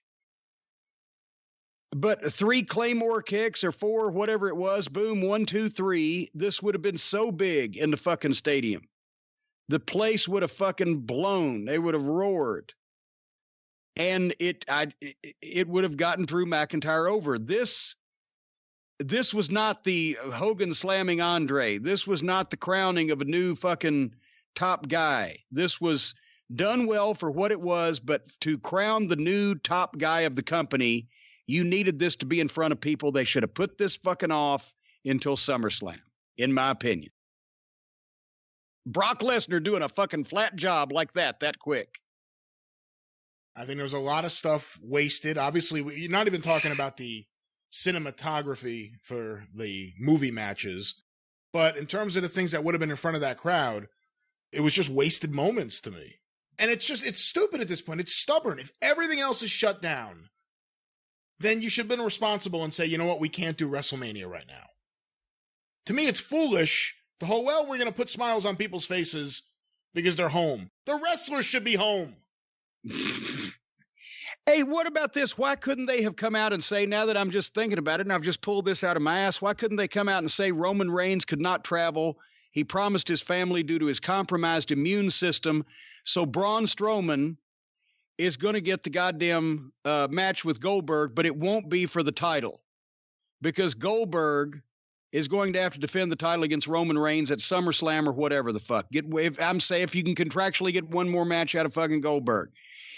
And then you could actually have had Braun Strowman have a little bit of a match with Goldberg, but do a fucking, either do a job and then switch heel later on fucking Roman when he doesn't get the rematch when Roman gets his match, or Braun Strowman could have gone over and then say, I should be the champion. And when Roman Reigns beats Goldberg, then Strowman could fucking Pearl Harbor goddamn Roman Reigns and start an angle between the two of them. This is just flattered in 4 o'clock. And where does Roman come back? Jim, as of the night before, they had barely announced any of the matches. The night before on SmackDown was when they made the announcement that it would be Braun instead of Roman in the Goldberg match, with no reason given as to why, and it was just briefly put up with a graphic. And, I mean, correct me if I'm wrong, because I tune out of a lot of their commentary because it's dog shit, and I know you zip through a lot of the show. I didn't hear the name Roman Reigns mentioned once. No, I did not either. That's why I'm saying. So you did a WrestleMania where you had no card that was announced for the most part, except just a few matches. Several of them were movie matches. Guys weren't on the card, it's being billed on the card, no reason given as to why they weren't there. I'm sorry, I hate the WWE. I really do. They got their heads so far up their own asses. And I'm not talking about the wrestlers. There are going to be some wrestlers hurt that I'm saying this. Shut up. I'm not talking about you. Yeah, no, and everybody worked hard in this situation. Nobody fucking dogged it. It's just some people, their shit didn't work, and other people, nobody could make the shit that they gave them to work. But otherwise than that, continue your thought. No, I don't even know what else to say. They couldn't even get Vince on camera. They had Stephanie there. What does that tell you? Vince probably would have said, look, you bunch of fucking pussies, I'm not wearing a face mask, and fuck the virus. It would have been the one time Vince was coughing. That's probably why. Then get Vince on camera and he sneezes. That'd be the big fucking pop. But it's just the fucking company is just tone deaf. They can't even acknowledge that the coronavirus is out there. They can't say coronavirus. or COVID-19. Well, but the whole thing is they don't want to be a professional sport. They don't want to be wrestling. They don't want to present their product as legitimate. They want to be a fucking a televised theme park. They want to be a bunch of fucking superheroes and comic book shit and movies and whatever the fuck. And they want to get as far away. And the only way that you can get people to connect to people personally, individually, is by making them wrestlers and letting them be wrestlers, because people ain't going to connect with people playing parts of shit. That's why all the guys that were still the most over on this program were over for being themselves and for being somewhat. The people believed Undertaker was fucking real. People know Brock Lesnar's real. The older personalities that came from the era when they were presented as more legitimate are still the ones that are the most over. But that takes the fucking power out of the writers' hands. Oh, I'd love to get my hands around those writers' fucking necks and squeeze their britches full. Because they are doing a television program instead of a fucking sporting event, and it shows more than ever during some shit like this. Then Vince should have bowed out of that phone call with all the other commissioners of various sports with the president the other day. He should have said, "I'm sorry, I can't be a part of that. We are not sport. We're making movies," whatever the fuck. Well, that's probably where he's going with this, because he don't know how long this is going to be shut down. So are you going to shut down all the movie sets? Fucking TV shows can't shoot anymore. No, they can't. There are no TV other than WWE. What TV shows? I mean, I don't know. Maybe well, I mean, if this goes on for months and months and months, they're gonna let people shoot TV and movie scenes on closed sets long before they're gonna let 50,000 people congregate or coagulate in an arena. And that may be Vince's next setup. He fucking exposed the business so he wouldn't have to pay the fucking tax to the commission. Now he's going to say, well, we're fucking movies. It's like what is the difference between prostitution and a porno shoot when you think about it? It's because instead of paying that girl to fuck you, you're paying that girl to fuck somebody else? Are they shooting pornos right now? Is that shut down too? Wait, that might be a way to transmit some fucking bodily fluid. Do they wear face masks? Oh no, we're going to have to watch porn when they're wearing masks. Next week, Jim reviews porn. Hey, that girl, when that guy was pissing on her, she was not wearing a mask. I'm going to report her. You guys wanted a women's 5-way review? Next week, You'll get it here. Next week, you'll get a women's 5-way review. I never fucked a 10, but one night in Charlotte, I fucked 5 2s. All right, ladies and gentlemen, that's, I think, the program. Well, you got to close this when it's the fucking drive-through. I'll just sit back and hang 10. No questions or songs this week. We're sorry. We'll see what we can do about getting some questions on the experience if we run out of time there. Definitely we'll be back next week on Monday. There's also a bonus drive-through out right now where we have a few questions that are timely. You may want to check that out in your normal podcast feed. But I guess that's it. If you have any song submissions or questions, send them to CornyDriveThru@gmail.com. I promise you we'll get back to them next week here on the show. As the cop told Vince, if you have no more questions, you're free to go. You can follow Jim on Twitter at @TheJimCornette. You can follow me on Twitter at GreatBrianLast. Hear me on the 605 Superpodcast, 605pod.com. Available wherever you find your favorite podcast. Of course, join us on Patreon, patreon.com/Cornette. For only $5 a month, you get access to the archives of the experience and the drive-through. Not new episodes, but a batch of episodes goes up each and every Sunday night. Join today. There's a ton of content on there already.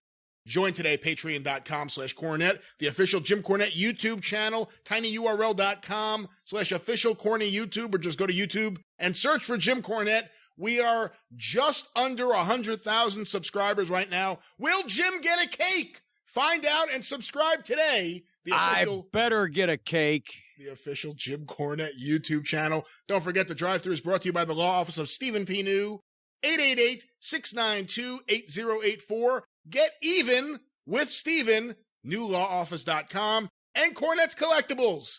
He's really busy. Just hold off for a few days. Just fire up here amongst us because one of us needs a little relief. If you want to get the wrestling gold, get your orders in. But everything else, you could wait for. Well, the figures.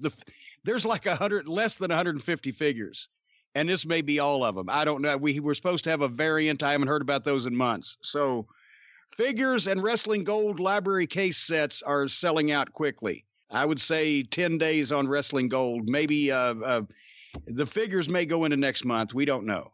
JimCornette.com. And just wait patiently.